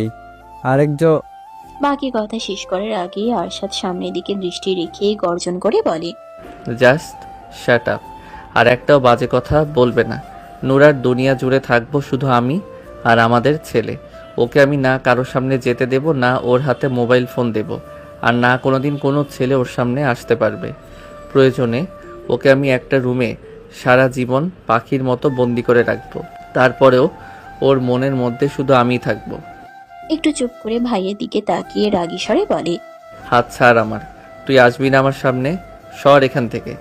আরশাদের মা বলেন, আরশাদ, তুমি তোমার বাড়িতেই থাকো, আমরা চলে যাচ্ছি। দেবরের দিকে তাকিয়ে বলেন, ছোট ভাই, আপনার ভাইকে নিয়ে চলুন এখান থেকে। এসেছিলাম ছেলে আর ছেলের বউ বাচ্চাকে বাড়িতে নিয়ে যেতে, আর ইনি এসে এখানে আগুন ধরিয়ে দিল। আরশাদের কাকা আরশাদের বাবাকে টেনে ধরে রুম থেকে বেরিয়ে আসেন। সবাই এগিয়ে যায় সিঁড়ির দিকে। আরশাদ পেছন থেকে বলে, আর কোনো দিন কাউকে যেন না দেখি এই বাড়িতে। আগামীকাল থেকে তোমাদের অফিসে যাব না আমি। আরশাদের বাবা কিছু বলতে চাইলেন, তার আগেই ওনার ছোট ভাই ওনার মুখ চেপে ধরে বলেন, ছেলেটার মাথায় আর আগুন ধরিও না। ওর মানসিক অবস্থা ঠিক নেই, আমরা সবাই জানি। ও যে অতীত থেকে বেরিয়ে এসেছে এটাই তো অনেক। আমি তো ভেবেছিলাম ও আর এই জীবনে বিয়েই করবে না। ও যখন বউ বাচ্চাকে নিয়ে ভালো থাকতে চাইছে তখন ওকে ভালো থাকতে দাও না।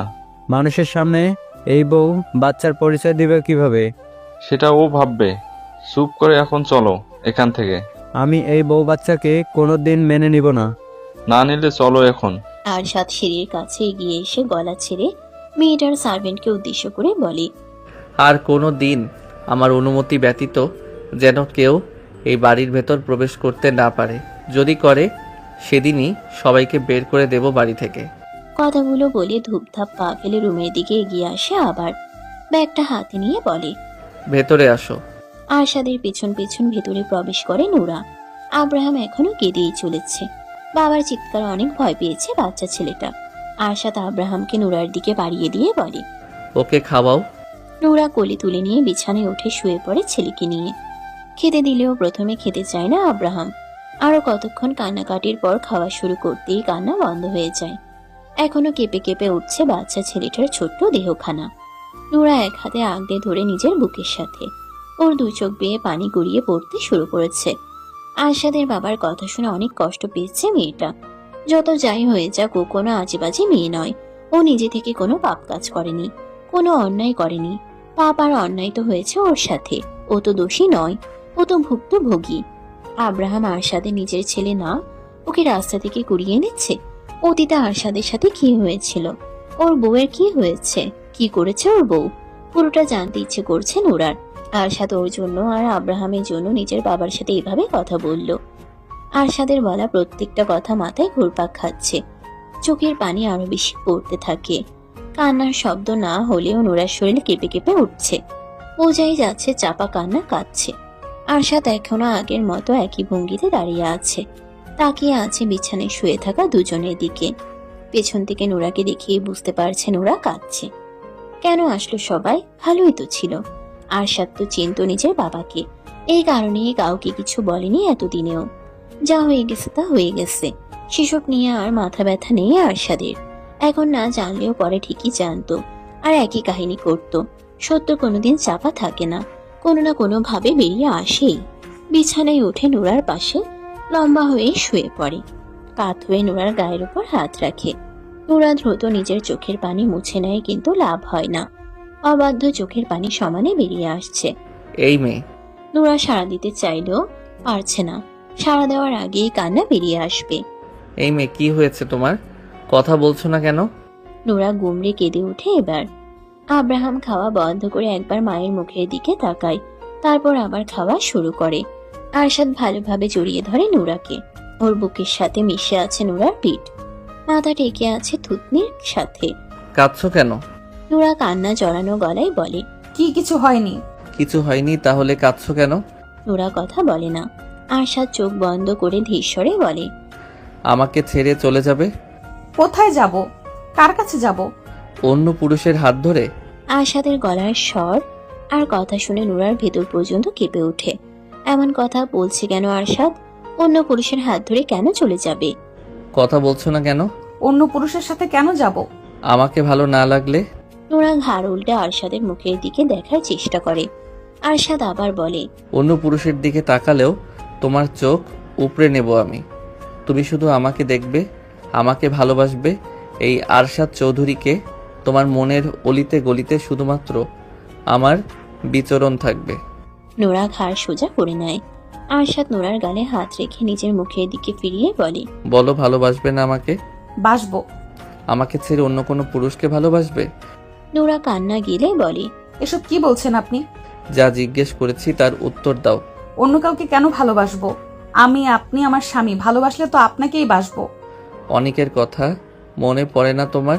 নূরা স্তব্ধ। উত্তর দাও। মনে পড়ে না। কেন পড়ে না? ভালোবাসনি ওকে? ও তো তোমার স্বামী ছিল। ভালোবাসিনি ওনাকে। ভালোবাসার মতো কোনো কিছু উনি করেননি আমার জন্য। সব সময় শুধু আমাকে কষ্টই দিয়েছে, মারধরি করেছে। আমাকে বিয়ে করার পরও অন্য মেয়েদের কাছে গিয়েছে, সব সময় আমার সাথে অন্যায় করেছে। আরশাদ আর কোনো কিছু বলে না, নূরাকে জড়িয়ে ধরে নিশ্চুপ হয়ে থাকে।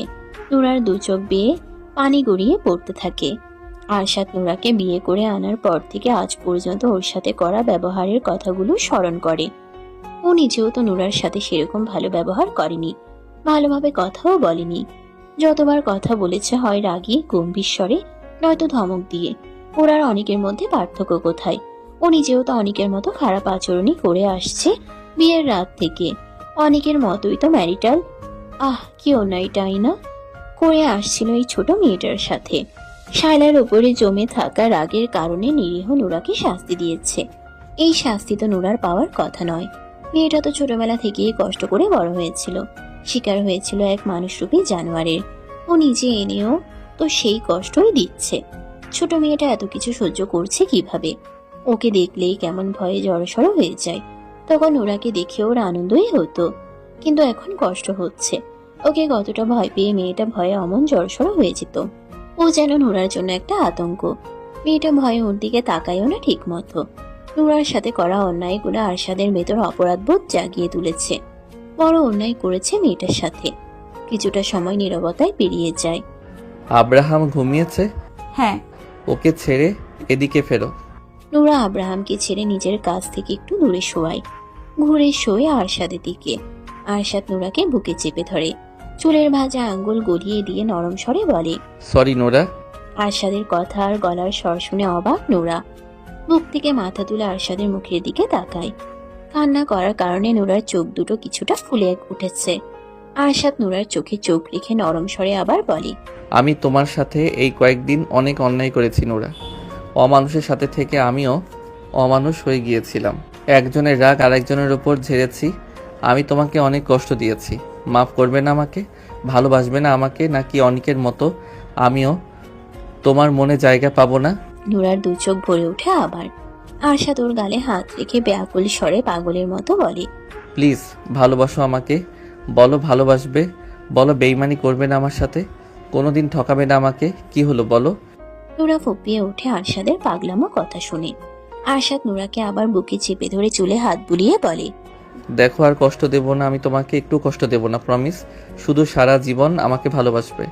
তোমার হৃদয়ের গভীরে তো এখনো কোনো পুরুষের জায়গা হয়নি, সেখানে তুমি আমাকে জায়গা দাও সারা জীবনের জন্য। নুরা আরশাদের টি শার্ট খামচে ধরে শক্ত হাতে। ভয় লাগলেও কাঁদতে কাঁদতে বলে, আপনি আর ধমক দিবেন না আমাকে? দেব না। রাগারাগি করবেন না আমার সাথে? করব না। তাতে কষ্ট দেবেন না আমাকে? আরশাদের চোখ বন্ধ করে একটু দম নিয়ে তারপর বলে, দেব না। এতদিন যা যা করেছি এমন কিছু আর করব না। তুমি শুধু আমার কথা শুনবে, চলবে, আমাকে আর আমাদের ছেলেকে ভালোবাসবে। সব করব। আমাকে কোনোদিন ঠকাবে না, আমার সাথে বিশ্বাসঘাতকতা করবে না, প্রতারণা করবে না আমার সাথে, মিথ্যে বলবে না আমাকে। কিচ্ছু করব না। কাঁদছো কেন? আব্বুর কথায় অনেক কষ্ট পেয়েছো? তোমাকে কষ্ট দেওয়ার জন্য আর কেউ আসবে না এই বাড়িতে। আপনি ওনাদের সাথে এমন করলেন কেন? আব্বু কি বলেছে শোনোনি? নুরা চুপ করে থাকে। খাবার খাবে? ওঠো। আরশাদ নুরাকে ছেড়ে দেয়। নুরা উঠে বসে, আরশাদ নিজেও উঠে বসে। হাত মুখ ধুয়ে দুজনেই ফ্রেশ হয়। মিট খাবার দিয়ে গেছে। আরশাদ এখন নুরাকে আর খাবার বাড়তে বলে না, নিজেই খাবার বেড়ে দেয় একটা প্লেটে। চেয়ার টেনে নিজের পাশে এনে নুরার দিকে তাকিয়ে বলে, এখানে বসো। নুরা বসে আরশাদের পাশে। আরশাদ ভাত মেখে নুরার মুখের সামনে তুলে ধরে বলে, হা করো। বিনা বাক্যে হা করে নুরা। আরশাদ নুরার মুখে ভাত পুড়ে দিয়ে নিজের মুখে নেয়। নিজের হাতে নুরাকে খাইয়ে দিতে থাকে, নিজেও খেতে থাকে। নুরার দু চোখ বেয়ে পানি গড়িয়ে পড়তে শুরু করে। আরশাদ মুখে ভাত পুড়ে দিয়ে চোখের পানি মুছিয়ে দেয় নিজ হাতে। গালে হাত রেখে নরম স্বরে বলে, কি হয়েছে? কষ্ট দেব না তো আর? নুরা আরশাদের মুখের দিকে তাকিয়ে থাকতে থাকতে ফুপিয়ে ওঠে।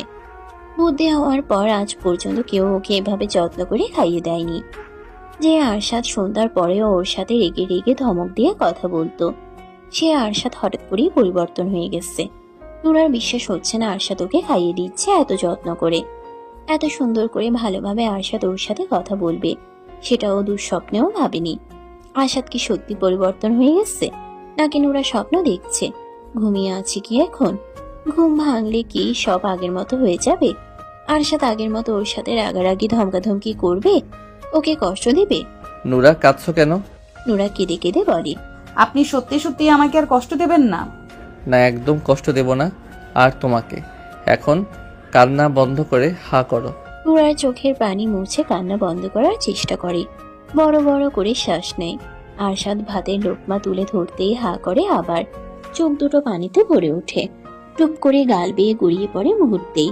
আরশাদ তাকিয়ে থাকে নুরার মুখের দিকে। খাওয়া দাওয়া শেষ হলে দরজা লাগিয়ে দেয় আরশাদ। নুরা বিছানায় উঠে শুয়ে পড়ে। আরশাদ মেন লাইট অফ করে ডিম লাইট অন করে শুয়ে পড়ে নুরার পাশে। যত্ন সহকারে নুরাকে আগলে নেয় নিজের প্রশস্ত বুকে। আরশাদের বুকে ভয় ডরহীন নিরাপদ আশ্রয় পেয়ে নোরা লুকিয়ে পড়তে চায় প্রশস্ত বুকের গভীরে। রাত পেরিয়ে নতুন ভোরের আগমন ঘটে। নোরা আরশাদের বুকে মিশে ঘুমিয়ে আছে।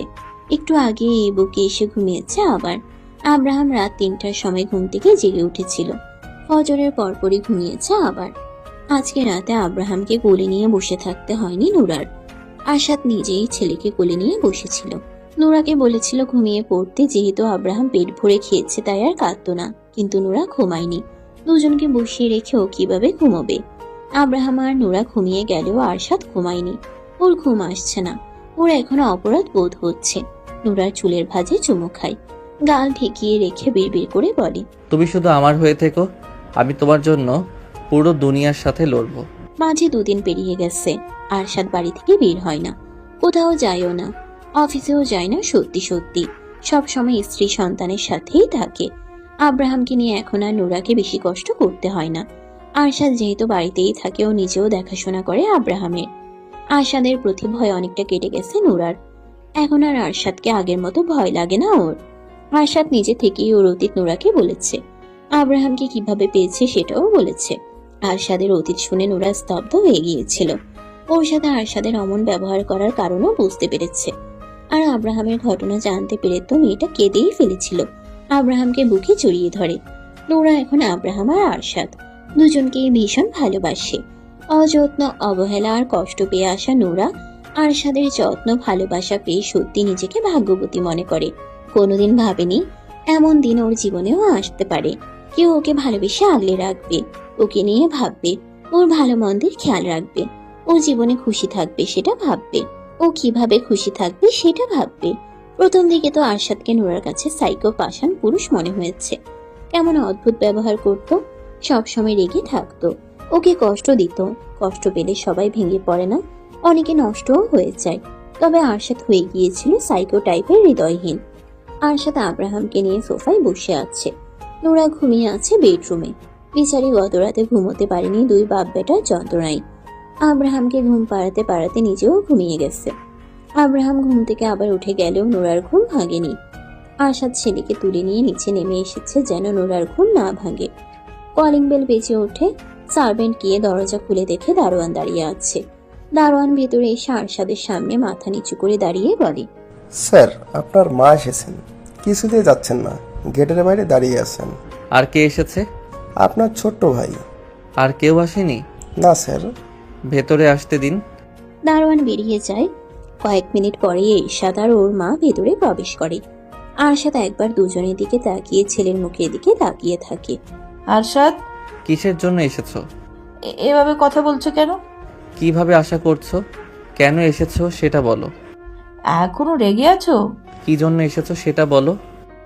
বাড়ি ফিরে চলো। আরশাদ ছেলের দিক থেকে চোখ সরিয়ে মা আর ভাইয়ের দিকে তাকায়। ওর তাকানো দেখিয়ে ভয় পেয়ে যায় আরশাদ। বাড়িতেই আছি আমি। ওই বাড়িতে ফিরে চলো। কেন?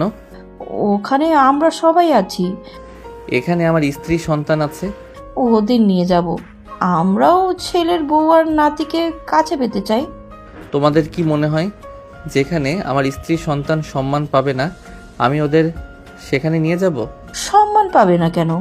অবশ্যই পাবে সম্মান। বাড়ি বয়ে এসে অপমান করে গেছো, আর এখন বলছো বাড়িতে নিয়ে গিয়ে সম্মান দেবে? How strange. এভাবে বলছো কেন? আমি আমার স্ত্রী সন্তানকে নিয়ে ওই বাড়িতে যাচ্ছি না। আরশাদের মা আরশাদের পাশে বসেন, ছেলের হাত ধরে বলেন, বাবা প্লিজ ফিরে চলো। তোমার আব্বু আর কিছু বলবে না। উনি মেনে নিয়েছে তোমার স্ত্রী সন্তানকে। মেনে নিল কেন? উনি নিজের ভুল বুঝতে পেরেছে। ভুল বুঝতে পেরেছে ভালো কথা, কিন্তু আমরা যাচ্ছি না। নোরা এখনো ছোট বাচ্চা, একটা মেয়ে। ও একা বাচ্চা হয়ে আরেক বাচ্চাকে একা একা কিভাবে সামলাবে? আমি আছি তো, আমি ওকে সাহায্য করব। তুমি তো সবসময় বাড়িতে থাকবে না। বাড়িতে না থাকলে থাকবো কোথায়? অফিসে তো আর যাবই না, বাইরেও আমার কোনো কাজ নেই। তুমি নিজের বিজনেসের জন্য তো বছরে 2-3 বার স্পেনে যাও, তখন নুরায় একা একা কিভাবে সামলাবে? বাড়িতে মেড আছে। তুমি যাবে না? না। নোরা যদি রাজি হয় যেতে, তবুও যাবে না। আমার কথার উপরে নোরা টু শব্দ করারও সাহস করবে না। মেয়েটা আমাকে এইভাবে ভয় দেখাচ্ছ কেন তুমি? আমার কথা শেষ হলে আসতে পারো, আমার কথা বলতে ভালো লাগছে না। আরশাদ, আমি তোমার মা। সেজন্যই এতক্ষণ ধরে কথা বলছি। প্লিজ ফিরে চলো বাবা। তোমাদের কি মনে হয় যেই রুমে ওই নষ্ট মহিলা বছরের পর বছর থেকেছে সেই রুমে আমি আমার স্ত্রী সন্তানকে নিয়ে থাকবো? ওই রুমে না থাকলে অন্য রুমে থাকবে। আমি ওই বাড়িতেই ফিরতে চাই না। তুমি অতীত থেকে পালিয়ে বাঁচতে চাইছো? তুমি সবকিছু থেকে পালালেও নিজের থেকে কিভাবে পালাবে ভাইয়া? ওই রুমে ওই বাড়িতে শায়লা থাকলেও তোমার বুকেই তো ঘুমিয়েছে। আগুন চোখে তাকায় ভাইয়ের দিকে। এরশাদ শুকনো ঢোক গিলে বলে, আমি বলতে চাইছি অতীত থেকে পালিয়ে বাঁচার চেয়ে অতীত ভুলে যাওয়াই ভালো। তুমি ফিরে চলো। ভাবি আর আব্রাহামের মধ্যে নিজেকে ডুবিয়ে রাখো, অতীতের সব ভুলে যাবে শীঘ্রই। আমি যাব না এই বাড়িতে।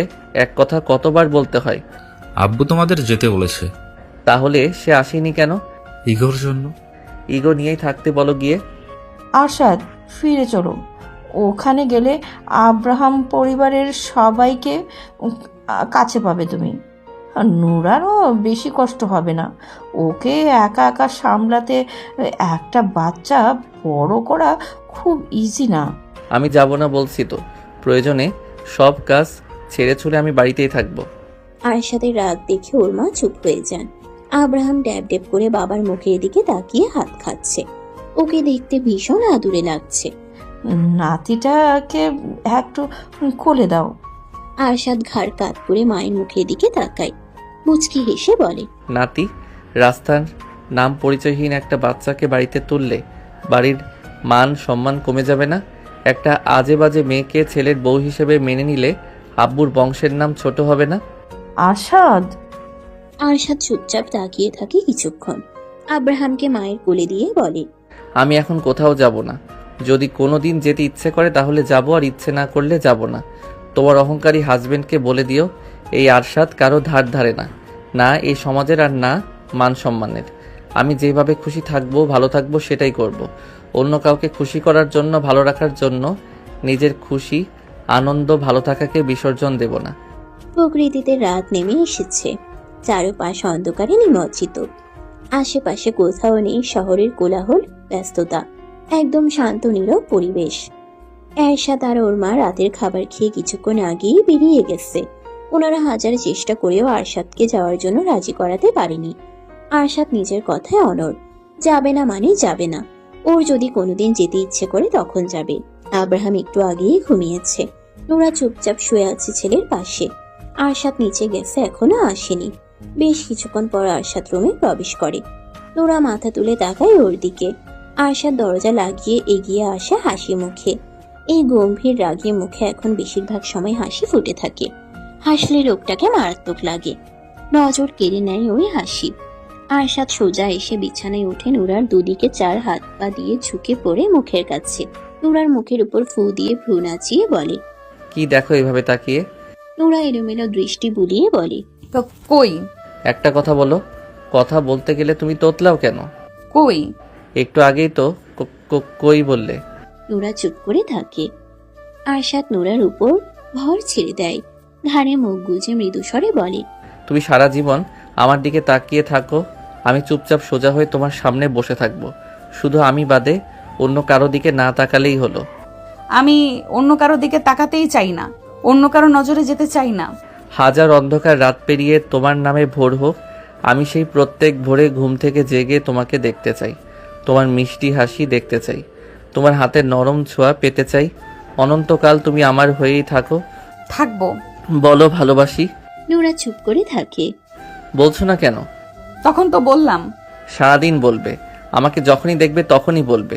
আমি সব সময় তোমার মুখ থেকে ভালোবাসি শুনতে চাই। এখন বলো। ভালোবাসি আপনাকে। আরেকবার বলো, শুনলে কলিজা ঠান্ডা হয়ে যায়। ভালোবাসি আপনাকে। আমিও ভালোবাসি তোমাকে।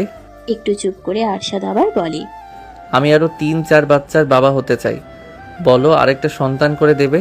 আব্রাহাম তো এখনো ছোট। তো কি হয়েছে, আমার বাচ্চা ভীষণ ভালো লাগে। আমি ছোট ছোট দুইজন বাচ্চাকে একসাথে কিভাবে দেখব? আরেকজন হতে হতে আব্রাহাম তো হামাগুড়ি দেওয়া শিখে যাবে। আমাকে পাগল বানিয়ে ফেলবেন তো তিনজন মিলে। তখন আমি ভালো হয়ে যাব, কাজ বাজ সব ফেলে তোমার সাথে ছেলে মেয়েকে বড় করব। নুরা বলে না কিছু। গত 2 দিন ধরে আরশাদকে দেখছে আর অবাক হচ্ছে। হুট করে পুরো আরশাদ চৌধুরী পরিবর্তন হয়ে গেছে। রাগী গম্ভীর আরশাদ চৌধুরী হারিয়ে গিয়ে প্রেমিক আরশাদ চৌধুরী হাজির হয়েছে। আরশাদ একটু উঁচু হয়, নোরার ওষ্ঠ জোড়ায় আলতো চুমু খেয়ে গালের সাথে গাল ঠেকিয়ে সুর ধরে গান গাইতে শুরু করে। আমি এমন একটা তুমি চাই, এমন একটা তুমি চাই, যে তুমিতে আমি ছাড়া অন্য কেউ নাই। তুমি একবার বলো যদি, আমি পাড়ি দেব খরস্রোতা নদী, ভালোবাসা দেব পুরোটা। আমি এমন একটা তুমি চাই, এমন একটা তুমি চাই, যে তুমিতে আমি ছাড়া অন্য কেউ নাই। পুরো গল্পটা কেমন লেগেছে অবশ্যই মতামত জানাবেন সবাই। এমন আরো গল্প শুনতে চ্যানেলটি সাবস্ক্রাইব দিয়ে রাখবেন। ধন্যবাদ।